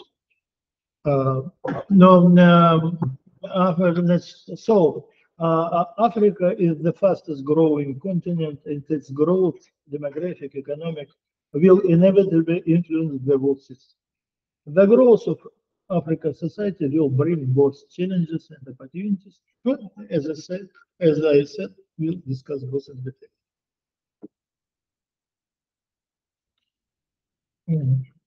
The present paper solves examine the problem and prospects for the future development of the African continent and the global context, and the geopolitical competition between the leading powers in Africa in the present and the future. Now you see the map of a political map. So that the African region is made up of 54 countries that are very different in many aspects. However, these countries have many similarities that allow to speak of them as a set unit.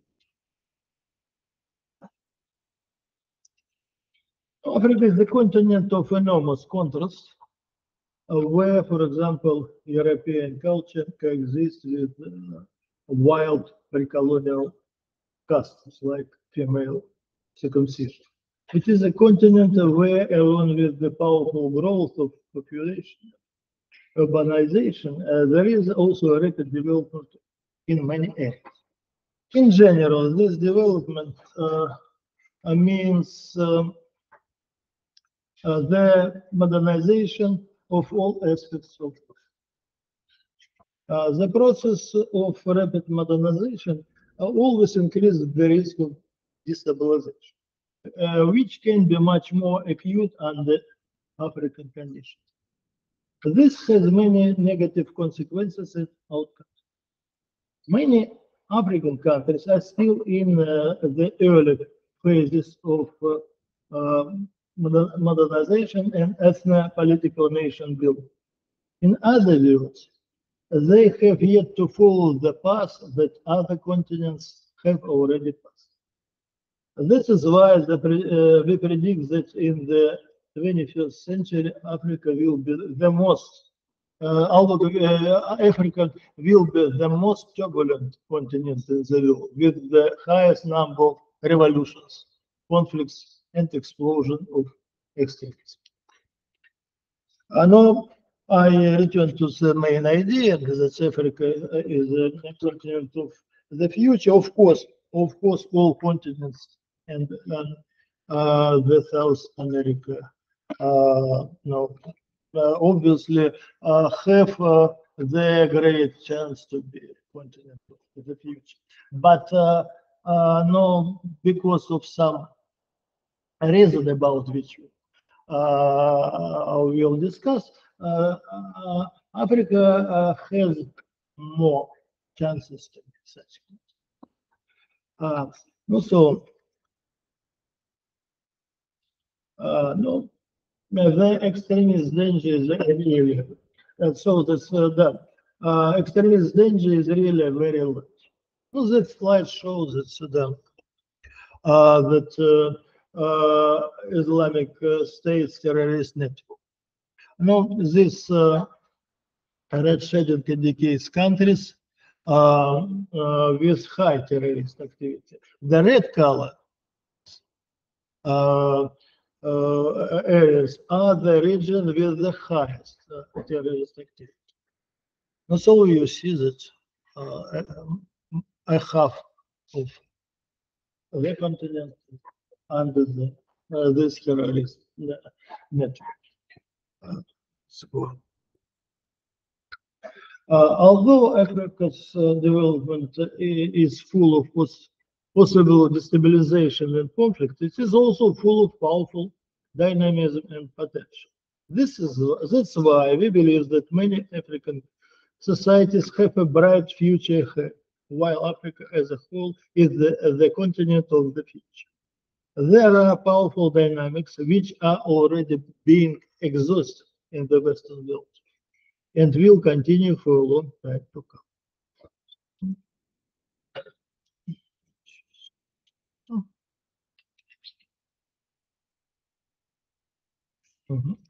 Africa's rapidly growing population will, of course, continue to pose major educational, urban, cultural, and other problems for African countries. In particular,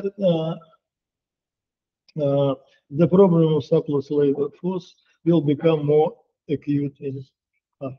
Not as this, in this slide, we put that by the 2100s, Africa would account for more than 40% of the world population. No, there are different, of course, forecasts. That's between the they indicate the share between 30 and 50%, but the last years the rate, the birth rate in many countries is decreasing dramatically. So it's that Africa is the place that the main resources of population growth is. So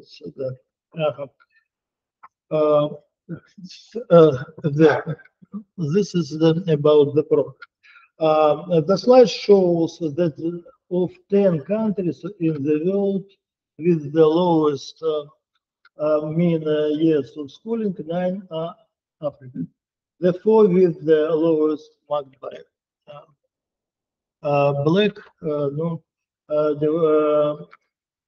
countries in the Sahel region. No, this slide was prepared by Andrei and his colleague with our collective work about African problem. That's then. On the other hand, Africa's rapid population growth against the background of low fertility decline will continue to generate a huge demographic dividend in many African countries. No, this slide is it is also that shows how much higher the total fertility rate in the African countries and other regions. Notice that in particular, the total fertility rate in Central Africa is 3.7 times higher than in Europe. And maybe now this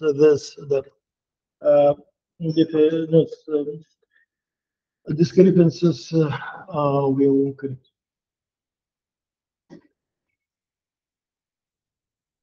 In the world system terms, the growing population of the Black continent can become a very powerful labor resource for many Asian countries, as well as the source of students for the education systems. In particular, the involvement of educated African youth in remote work for the global north is a decades-long project that will also mitigate the problem of labor shortages in the Western world. It could become one of the ways to reduce unemployment in Africa and raise living status in its countries. Perhaps this will be unexpected for you. That's known as the more African economic growth, which is inevitably given the population growth and the need to lift people out to extreme poverty, can become an increasingly important source of global growth. Even now, a large number of African countries have the GDP growth rate above the global average. Thus, in 2022, 19 of the world's 50 fastest growing economies were African economies, while there are almost no Western economies on this. Here is a list of 19 fastest growing African economies. Of course, that's are weak today, but they grow fast. On this table, African economies are marked green. Thus, among the 30 economies with the highest 5 years average GDP growth in 2018 to 2022, African economies make up 2/3 majority. Now, so it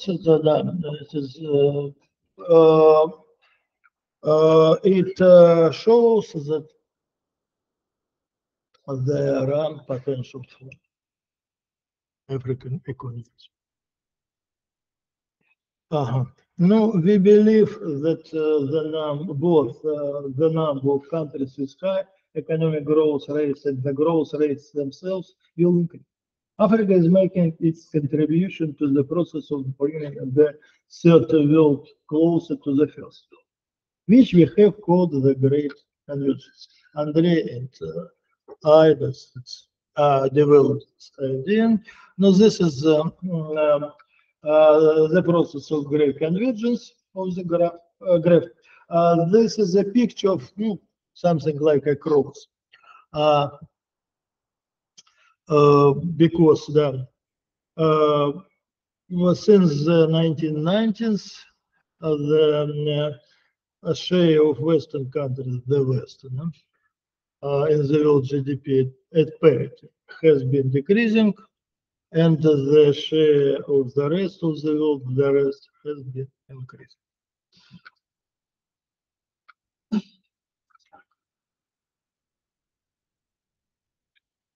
According to some data, Africa ranks first in the world in a reserve of chromides, gold, cobalt, etc.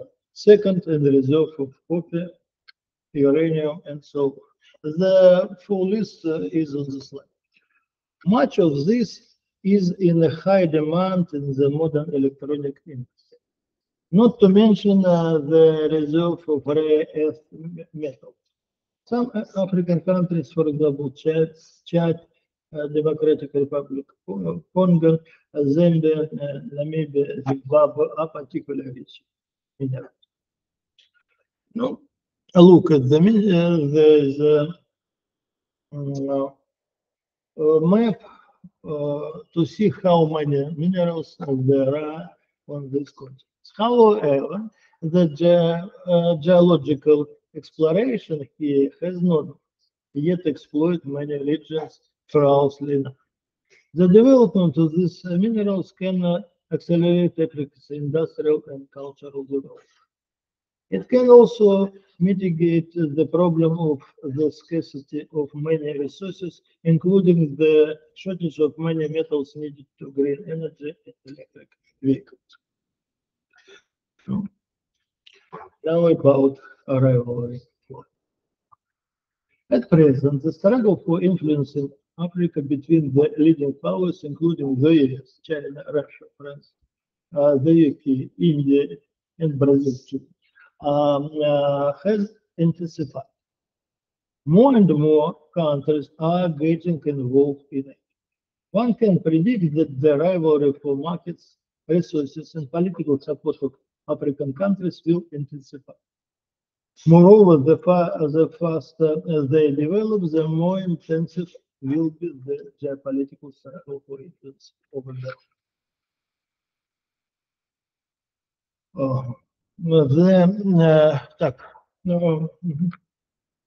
There have been 3 periods in the last 150 years when the struggle for Africa between great and major powers intensified. The first was the period of rapid colonial conquest in the African continent in the late 19th century. The second began after the liberation of the African colonies in the 1960s. But after the collapse of the USSR, Western interest in Africa declined. The third period of the struggle for influence in Africa started in the 2010s. Both the West and some Asian, India, Japan's growing interest in Africa was triggered by the beginning of China's and then Russia's activity there. The competition in Africa has taken on a truly global dimension.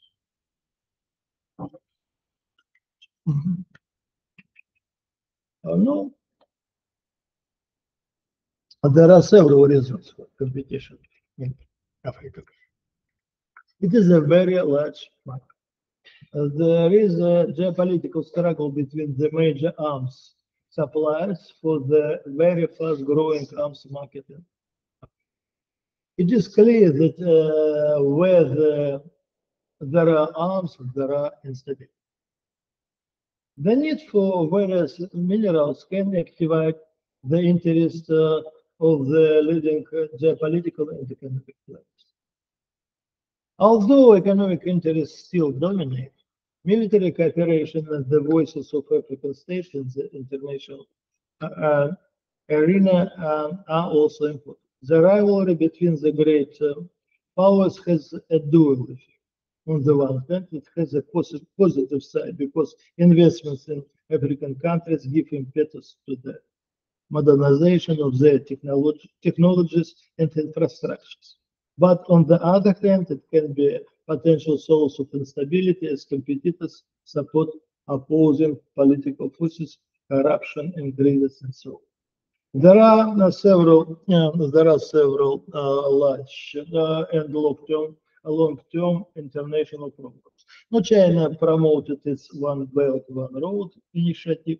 2/3 of African countries have signed an agreement with China under this initiative. However, this project has now stalled in some places.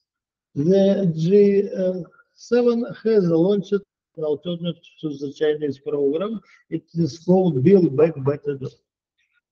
They have promised no less than 40 trillion by 2035 for infrastructure projects in low-income countries, most of them in tropical Africa. It is clear that the investments will not come close to what has been promised, but in any case, African countries could benefit.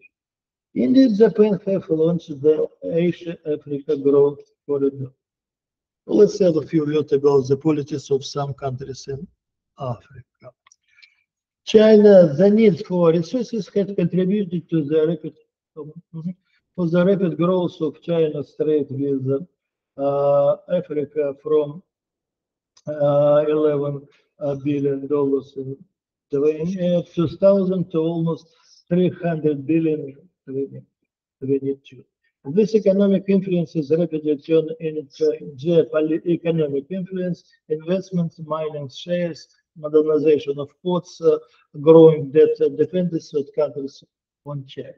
French policy on the African continent largely date back to the time of President Charles de Gaulle, whose strategy was based on the idea that France should retain the exclusive right to develop resources at markets in its former colonies. Although the policy is being modernized, recent events in Niger and Senegal, as well as its failure to compete with Russia and with the US in some places, indicates a crisis of French African policy.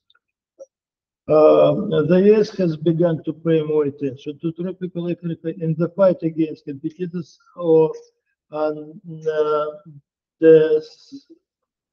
undesirable regimes. America uses the tried and tested arsenal of the fight to democratization or against human rights violations, which usually weakens the regime. If such an influence falls, internal destabilization or support for separatists can be used. Libya and Sudan are striking examples. The consequences are usually negative.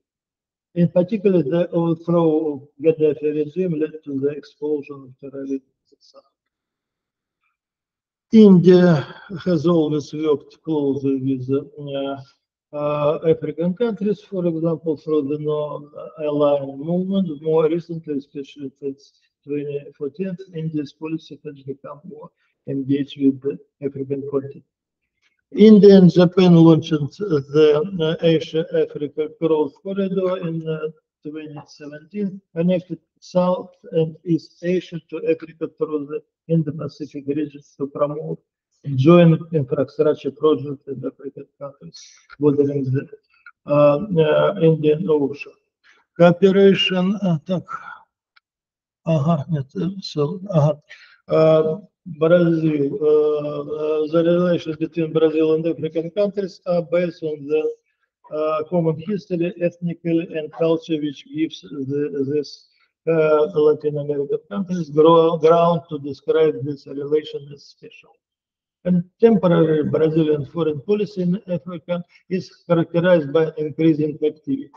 It found a reflection in a series of initiatives to strengthen South-South cooperation. The Portuguese-speaking countries of Africa have become the center of Brazil's activity in the continent, namely Angola, Mozambique, Guinea-Bissau, São Tomé, Principe, Cape Verde, which today occupy a priority position in Brazil's foreign policy. One of the world's largest mining companies, the Brazilian Rail, is present in Guinea and Gabon, the Democratic Republic of the Congo, Angola, Zambia, Mozambique, and South Africa. On the slide, Brazil-Africa Forum 2023, Africa Development Bank Group calls the increase in Brazilian infrastructure. Infrastructure is the main investment. Then Russian African. No, the general competition between the leading powers gives Africa a number of advantages. The general direction is that African countries search for multi-vector political cooperation.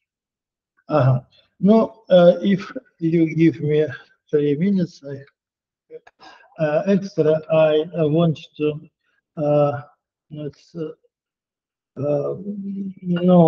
to return the subject about which with which we began, and I will read you some some examples. So that is a very, as I said, it is very difficult sometimes to see future opportunity. So we can help to give 2 good examples how difficult it can sometimes to be see the prospect and future success behind the weakness of the problems. 56 years ago, in 1968, the famous work of the Swedish economist and Nobel Prize winner Gunnar Myrdal, the book Asian Drama and Inquiry into Poverty of Nations, was published, in which he explored the possibilities of emerging from the backwardness of the newly independent countries of Southeast Asia, India, Pakistan, Sri Lanka, Burma, Indonesia, and others. When described the problem of India, the study was carried out at the 1950s. He noted in particular the enormous difficulties in modernizing the country, including the unwillingness of workers to observe labor discipline, the daily routine, the fact that they could easily go to the village for several days for some or local holidays, etc. But most importantly, he expressed a great doubt that India, like other countries, would be able to break out of the vicious cycle of poverty, illiteracy, and backwardness.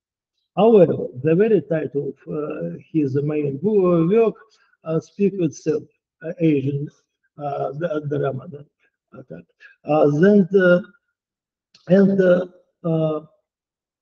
May speak itself. And therefore, this profound and insightful economist could not see behind the images of poverty and the development of India the possibility of its brilliant future, that within half a century the country would become one of the leading industrial and economic powers.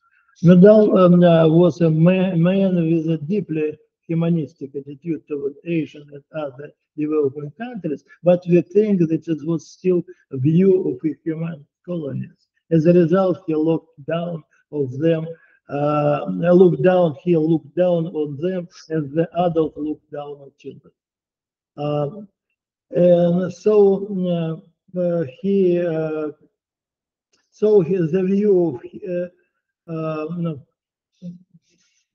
and just as the adult was often unable to see in the child in future man or woman with this own his or her own character, worldview, and ability, so the view of a less developed country by Western scientists under development fundamentally different from Western countries prevent them from seeking the future correct. Let us give another example. In 2003, that is say just 20 years ago, a rather well-known Russian Orientalist and sinologist, William Galbraith, published the article in which he questions the possibility of China's development into world power with a speaking title. A bee has a striped back, but no one can call it a tiger. So that who can now doubt that China can be called not only a tiger, but even in the world economy? And here, behind the many details of China's serious problems, the scientist could not free himself from the stereotypes of this superiority of the European view, a nation view of the third world, This example shows that despite today's problem, every nation, every country has its own chance to move forward. After all, 60 years ago, China suffered from a severe famine, and 80 years ago from a brutal and endless civil war. This example also shows that without in any way denying or obscuring the depth and complexity of the problem, vices and imbalances in African countries, but on the contrary, by carefully examining them, we should not lose perspective. We should not ignore the important and potential powerful trend. I finished. Very soon. This is already preserved, but has now yet come to the fore. But they will come out and in 20 to 30 years and even more in the 50 years. Many African countries will not be easy to recognize. Of course, not at all of them, and not at the same time, but they will become very large economic political players whose interests will largely determine the development of the system in the second half of this century. Now, so this the conclusion of presentation. I would like to again, Africa is the fastest growing continent. Its growth will inevitably influence in various ways, both positive and negative, the world system. So, in the sense, we expect the 21st century to be the century of Africa. Thank you very much.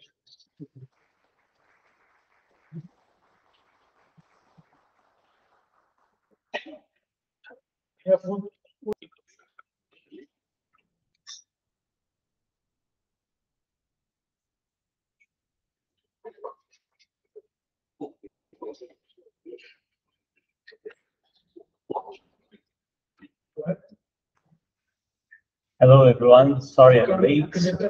I'm Daniel. I just arrived from the airport. Sorry for the time.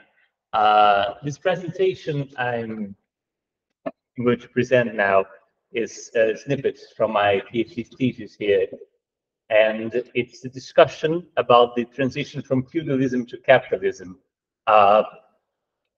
concerning taking into consideration the climate change that happened in England during the 14th century. So the hypothesis here is that feudalism to capitalism transition in England was conditioned by climate change. It was not determined by climate change, but it was a condition for it to happen. The goal here is to indicate and highlight the relations between the macro phenomena of the time and the short duration events. Black Death specifically, and the geological conditions of the North Sea Basin are very important for the topic, as well as the changes in agriculture and the transformations of property structures. What a theme to have in mind here, that's something that to keep in our heads, is that change often in terms of world systems, in terms of big changes, they come from the periphery of the systems, not necessarily from the core. England here is a peripheral country. It's not rich, it's a backwater country. It's very irrelevant from time standards. But it's also a place where change can happen and that change happens. And that is true regarding not only the country itself, but also the class that's the social classes that take the process, that lead the process. So the basis here, the basis for discussion is the transition debate, the Marxist transition debate. All debate, 40s and 50s, it's a very settled topic, but the point here was not to find out who was right, but rather to see how they would interact with a new problem that arose after the debate was settled, which is the climate change process. So we have three main authors here, Sweezy, Dobb, and Brenner. They each propose a central cause for the transition. Sweezy talks about foreign trade, Dobb talks about the over-exploitation of the peasantry, and Brennan talks about class struggle. The idea here is to take a look at them and say, well, they each have something to contribute, but we're going to do a little bit of a change here. And the idea, the treatise idea of an external element that starts transition is very interesting. I don't agree with him that the point is external trade, but I like to subvert that idea a little bit and propose that climate, especially climate change, is a catalyst for the process of transition. And this emphasizes both Dobb and Brenner's contribution regarding over-exploitation and the class struggle itself. So let's begin. What are the macro phenomena that are taking that we are looking at? First is the changes in the demographic level as a result of the Black Death. After the Black Death hit England, there were lots of vacant land plots. Those land plots were simultaneously appropriated by both rich peasants and landlords of the time. This creates a very interesting class dynamic in England. But also, it doesn't happen alone. It happens in conjunction, although not necessarily because of the changes in the raining pattern. We have here an increasing North Sea storminess. Point is, you don't get less rainfall. You don't get more rainfall. You get rainfall that is more concentrated in big storms. And those storms are very destructive. They destroy crops. They destroy cities. You have historical records of cities in the 14th century being swallowed by the sea because of these storms that happen. And that gets coupled with a very specific trait of the North Sea Basin, which is its ecological features, especially the wetlands and the marshlands. Something here called the Mangasais, which is a very similar ecosystem in England, the Fenlands. The occupation of those lands has always dealt with floods and storms. It's not historical new per se, but rather the intensity of those storms and floods are new. Here it's a map to illustrate it. Those red areas, they are the marshlands of around the North Sea Basin. It's very interesting because they have a very strong correlation of the capitalist world after the beginning of the capitalist world with the north of Holland and, of course, England's coast. And those floodlands are important because of how they interact with that society's agricultural system. Because certain crops are impossible to grow in a destroyed floodland. Specifically wheat, which is the main grain, the main crop type, is very sensitive to rainfall patterns changes. So when it starts to get more stormy, wheat tend to yield less the crops. And so peasants, they begin to specialize the production in what they can produce. So if they can't produce wheat, they're not going to produce wheat. So they change the wheat production to the sheep wool production. See, it's not about creating something new from scratch. It's not an ex nihilo creation. It's adapting what existed before into a new arrangement. So the same peasants, the same families, the same village, both planted wheat and raised sheep. But as the ecological degradation advanced, they started to produce more sheep and less wheat. After the 14th century, the relative wage of those activities shift in favor of sheep, and they start to change dramatically in favor of sheep as time goes on. Sheep is a very practical solution for the climate change that's happening here, because it's easier to adapt to those extreme climate events. Transhumance is a short-term answer. You can get your sheep to go to a dry area. You cannot get your wheat crop to go to a dry area. And also wetlands themselves they keep their fertility as feeding grounds for the sheep. So even though they are unsuited to plant wheat, they produce some sort of grass that the sheep can eat.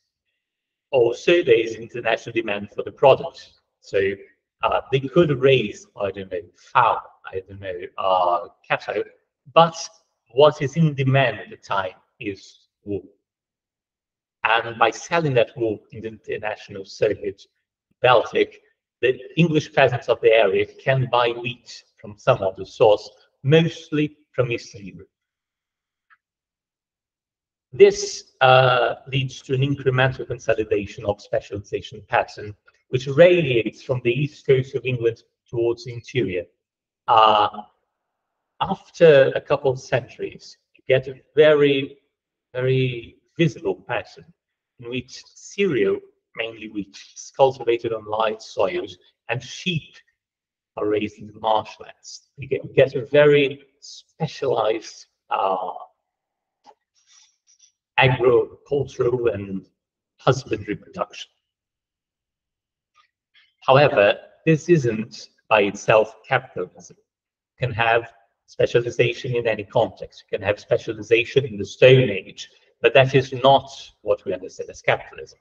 Of course, here I'm having a dialogue with the Marxists of the debate. So they see capitalism as the establishment of wage labor, of a change in the social relationship of feudalism. So you don't have serfs anymore. You have wage labor. You have a proletarianization of England society around that specialization. But the specialization itself is not capitalism. You cannot explain capitalism by saying peasants were raising sheep and buying wheat. That is not itself capitalism. What is capitalism is that they internalize their mode of production. No, they internalize their needs of subsistence into the market. They need to access the market in order to have their subsistence present. When they start to buy wheat instead of producing it, and they start to exclusively or mostly buying wheat in order to access the foodstuff, there you have an imperative of the market. There you have a more intense dependence of the market, and therefore the basis of capitalism. That change in the social structure must be accompanied, that is what we're exploring here, about a change in the property structure. In England's case, that's a transformation of the petty nobility and transformation of the rich peasants that are happening not because of the climate change, but also together the climate change.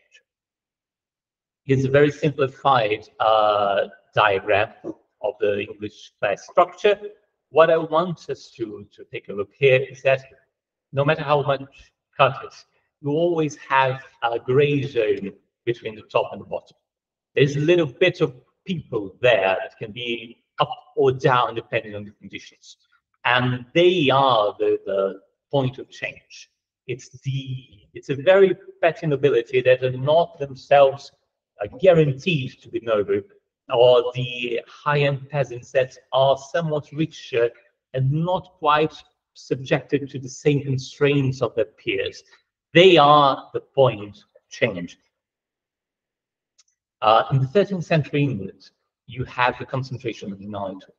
You have like 10,000 knights in the beginning of the century. You had 3,000 knights at the end. It's the dramatic contraction. And that contraction entails a redistribution of the administrative roles of the knights. In the Angevin dynasty in the 12th century, they have a really big change in a revolution in the bureaucracy. The knights become the civil servants of England, but then no longer in the 14th century. They start to delegate that position to some people who are not quite noble. They're not knights, the lowest rank of nobility, but they have ties, kinship to that nobility. And those administrative duties, they are delegated to those non-knights, and they, through that, become landlords themselves. So you create a new kind of landlord that is not that cannot use the medieval, the feudal customary taxing system in order to keep their income, in order to keep their status. So they must access the market in order to have the money, in order to have the things. Also, you have a change among the rich peasants, because throughout Middle Ages, peasants always differentiated. But there's some, the richer peasants, the yeomen, that they start to acquire more lands, they start to incorporate those empty plots left after the Black Death, and that intensifies the inter-peasant differentiation in order for them to get richer and to access the markets in order to keep their status. They yeomen, and the gentlemen, the gentry, the landed gentry, the non-noble, they become something new. Not properly in the sense they are entirely new, but their size is historically new. There was never so many yeomen, so many landed gentry, non-noble landlords in a feudal society in England. They lacked a socially recognized way to claim the share of the economic surplus.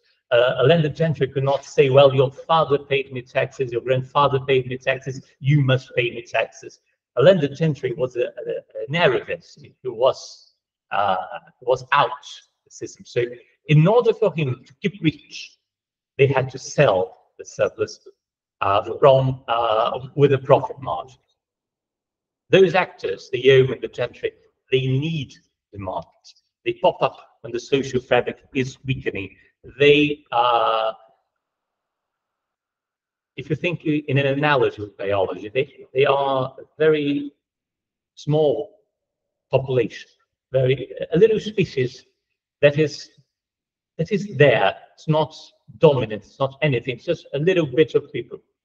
But the climate changes, the social structure, the context in which they are changes rapidly and opens up a space which they fill.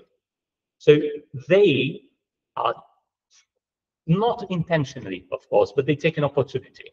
The vacant plots, the storminess of the North Sea, they create a vacuum which they fill. Not intentionally, again, it's not a mastermind plan in order to create capitalism, just people trying to reproduce. It's a guy who owns a lease to a plot because the other guy, his neighbor, died, and he thinks, I want to be like the baron, but I am not a baron myself. How can I be a baron? And they try to reproduce feudalism, but using that tools.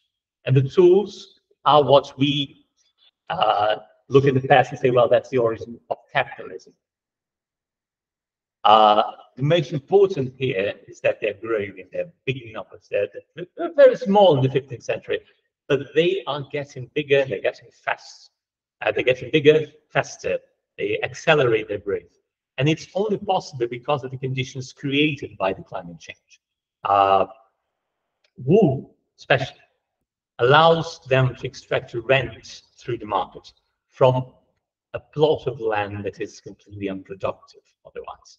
And by doing that, by rearing sheep and incorporating vacant land plots, they can access the market, get profits, and mimic the barons of the time. Those actors, as Brenner says, they act under the shell of feudalism. They're not outside of it. They're very much feudal in a sense. They see themselves as feudal. They act as feudal. They try to mimic the feudal system, but as they do that, they are changing it. The enclosures that begin to happen there, they have to increase rent extraction, but they're only possible because of the macro changes that happen. The empty land plots, traditional techniques not being suitable to be used in flooded lands. Those are material conditions that allow them to become that way. And so, to conclude, the macro phenomenon have here, it creates a series of conditions which shapes social change. Same time, the climate change is happening, England society is changing, and they meet up in a way that's the crossroads from which capitalism emerges. The the social changes will happen before.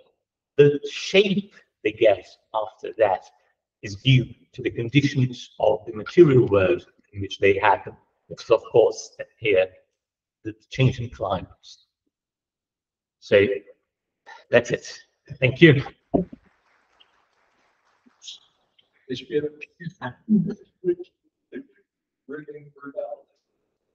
question. Yes. And you have to say, Yeah, that's like that is the same for the Netherlands. I was very small pocket at that time. By the 17th century, it became very, very large. Yes. The same between Posthuman and Germany. It was very small by that time. By the 16th century, it became very, very large. Yes, but I wouldn't rule out Holland. Holland's part of that. Like, it's this area. England here is a proxy in the sense that we have data about it. We have lots of data about England, have lots of data about the class structure of England. So you take a look at England, and of course, historically speaking, Tory England was a pinnacle of liberal capitalism. It says in Germany, Yes.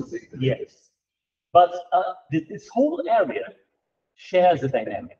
Of course, if you take a wider look, the origins of the capitalism is Europe, not, well, I don't know, Britain.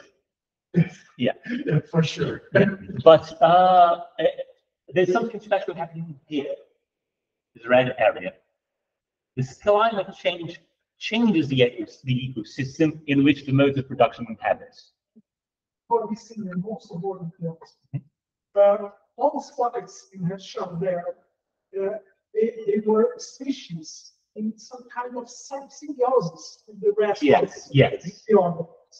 This growing body that called England or maybe Netherlands has a difficult relationship in terms of homeostasis with the rest of the environment.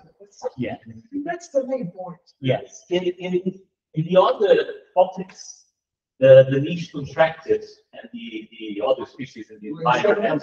In some extent. Yeah, they took up over some portion of the niche. But in here it was the opposite way. Well, there are exceptions. We like Southern Germany. Southern Germany was also. Yes. Because of Italy was expansion. Because if you compare Italy late 15th century and early 14th century, you see very significant expansion. Yes. It's not. So England was one of many exceptions. So one of the dozen exceptions. Yeah. Yes. And the lesson was here. Just not a big exception. Not a very European exception. Yeah. What I find interesting is that both countries in that red area are small countries compared to some of their neighbors, which were main main powers, and both got out of this situation through commerce. So, during your research, was there some pointers that maybe, I don't know, maybe climate change affected the production of many grains and wheat, for example, and that maybe diverged investments towards more commercial activity or stuff along those lines? Was there something on that? I don't know. I just asking because given that both are on the same red area and both found kind of the same path to get out of it and go above their historical position, it seems having a convergence. You have a pendulum movement of commerce in the 14th century crisis. But when the plague hits and population dies, commerce contracts enormously. The population declines 30%, commerce declines 50%. Yeah. But the merchants themselves don't die. So in a very capitalistic sense, they start to look, well, my profit margin is going to hell. How can I recoup my gains? And they start to invest in naval technologies. You have a major shift. Yes, you have a major shift in the shipment technology in the Baltic. Unger is very clear about that. The mean tonnage of ships is like less than 100 tons before the 14th century crisis. In the 15th century, you have 300-ton ships. And they start to carry bulk goods. And bulk goods change everything. If you have a wheat market, you have a grain market, then you can probably carry an ice. Yes. Actually, that's the precise narrative Wallerstein used to explain how the capitalist world system emerged first in Europe, then.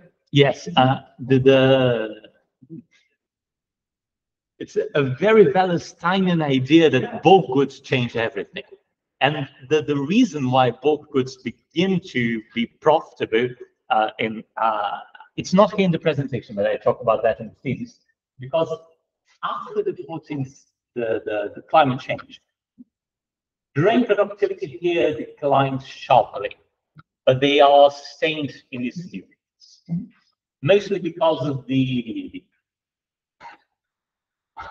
circulation atmospheric patterns of Scandinavia. It acts as a big block towards the North Sea storms. That's part of the climate change, or is that? No, it's natural. It's natural. There is a high pressure system over Scandinavia right now. Hopefully, it will be there for the next 100 years. It's not a climate change condition, but its importance rises with climate change because it acts as a barrier from North Sea storms. So they don't reach Poland. They don't reach the Baltic coast. And therefore, grain there remains easily to be produced. All of a sudden, you realize that the system of blockading incoming storms reproduces the what can I say, dependent or secondary position of Eastern Europe. Yes, yes. The core periphery dynamic is, in a sense, a result of the high Scandinavia pressure system. Yeah. Okay. You're done? Yes. Thank you very much. Okay. The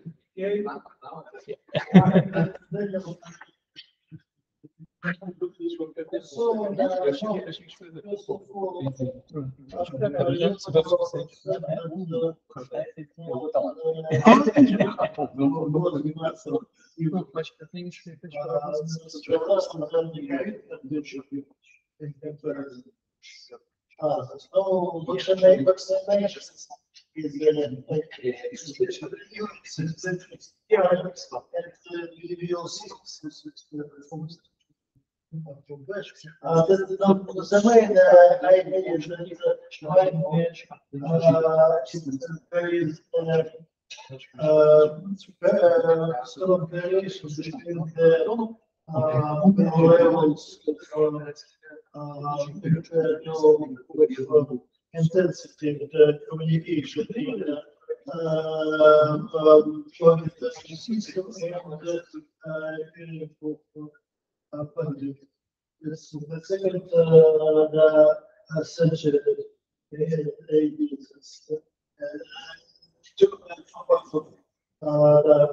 century the seventh century too. And, for example, this is destructive and Spain goes there, and this would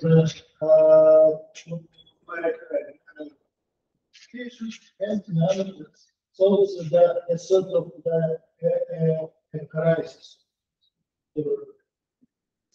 Systems communications are double-edged sword. That's a fact. You know. Yes. At the same time, you produce corridors through which goods and people and services and information well circulate. At the same time, there are non-human species using the same corridors to spread. You know, you can. I don't always like to think this way. We are not the only users of the world system. There are the sole species working on and using the world systems as habitat. You know, and you can easily frame the COVID extension or maybe the post-viral expansion has a systemic expansion. It's demographic expansion, it's used in the territory, it's, it's used in institutions. Again, they don't produce the institution. Yeah, they're using channels to spread, So there's some kind of, I don't know, post-human history of those systems. Yeah. In a more broad, so to speak, way, we never built anything, any geographic system, any geographic feature in the world. What was used to connect. Yeah.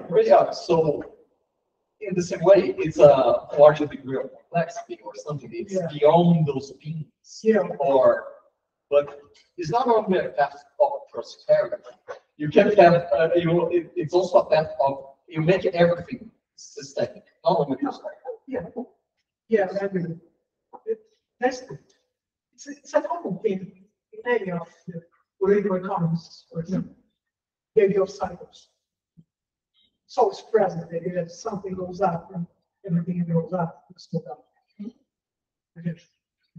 And yeah, I think that's the dialectic of things, because the same instrument, the same institution that are obviously connected to economic growth, call it the way you like, are also associated to the destruction of this complexity. We are always oscillating. Yeah, I agree. And then I'll ask you a question. So what do you think if pandemic hits the civilization, will it start from the most vulnerable parts, like the center, for example, which is usually overpopulated? On the other hand, just what we saw recently, some countries like the United States, being the center, had the worst consequences because they did not respond well. Yeah. So then, do you think there is a pattern when pandemic hits? Would it hit in the center, or will it spread?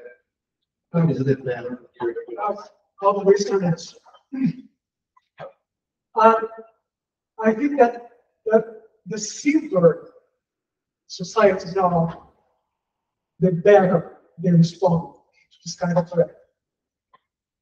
Except if some societies they overcome some given threshold, and they are so capable of mobilizing people and support and coordinate actions in such an efficient way, I think they can preserve their complexity in spite of the effects of big pandemics. If you take the Anthony Blade, or Nick Stephen Blade Order like that as an example, the most crowded cities, the most complex cities, the most integrated cities, most integrated in markets were the first to be affected. And when I gave the example of the cities defining the western bank of the Nile, they were big villages for the time, and they were actually connected to the grain markets in the Mediterranean. They were pathways to the products. So the more complex you get, the more difficult to respond to this kind of threat. And that's why this kind of threat is deep complexity process, So it makes you pretty stronger with the center of the yeah, of course. Like you have a Sonic flag. It's something expected.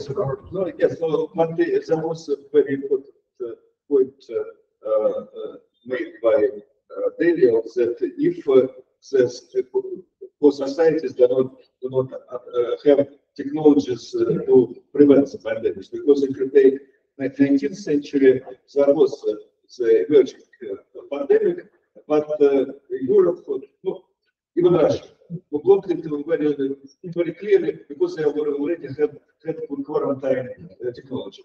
Yes, because, for example, there is a famous Russian poet Pushkin, who had the was called in bottom of his when he was prevented from going from the village by the cordon because they wanted not to allow cholera in the Russia. They prevented. So he lost all those officials. What they are doing, what letting people go, what really they prevented cholera, etc. But yes, for example, Egypt, as soon as Egypt introduced the current technology in the 1840s, academics stopped reaching Egypt. So as soon as Egypt moved closer to the test, the threshold is important. The threshold is important, but generally, yes, because as we see with COVID went through the communication network, it first affected the most developed countries, which are the most connected with the health system, which is yes. But sometimes you have the most effective society, but you have also the most efficient ways to prevent containment. Yes. The spread of such a disease, for instance. I think that the worst condition is to be connected in markets, like the capabilities to mobilize people to prevent the spread, etc., etc. Like Middle East in the early 19th century, yes. which was the very having the system would neglect any weakness. That's why, for example, in the 18th century, there was huge population growth in Europe, in the East Asia, but no population growth in the Middle East because it was systematically decimated by pandemics. Yes.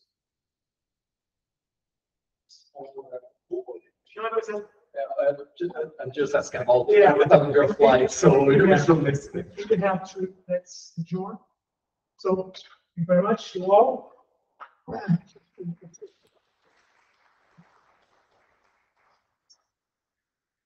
Oh, so.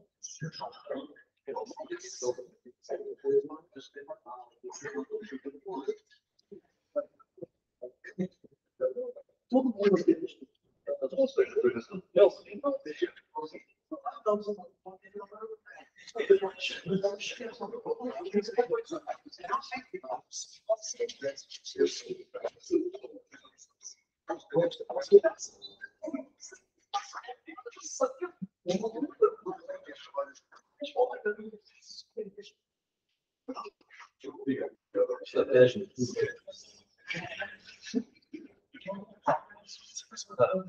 Спасибо большое за выступление.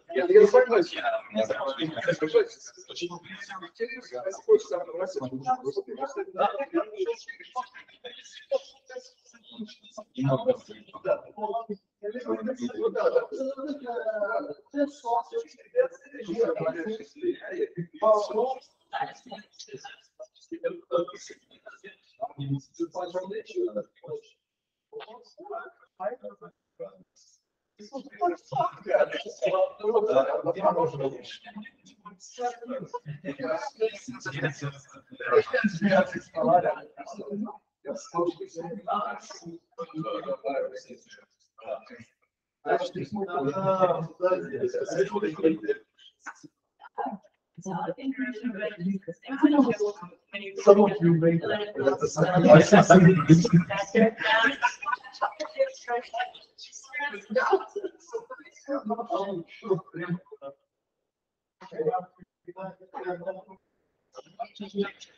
What was the other name?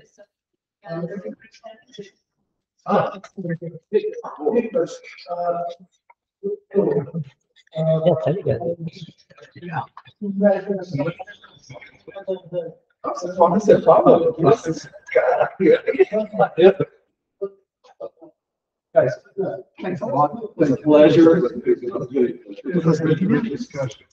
No, it was very cool.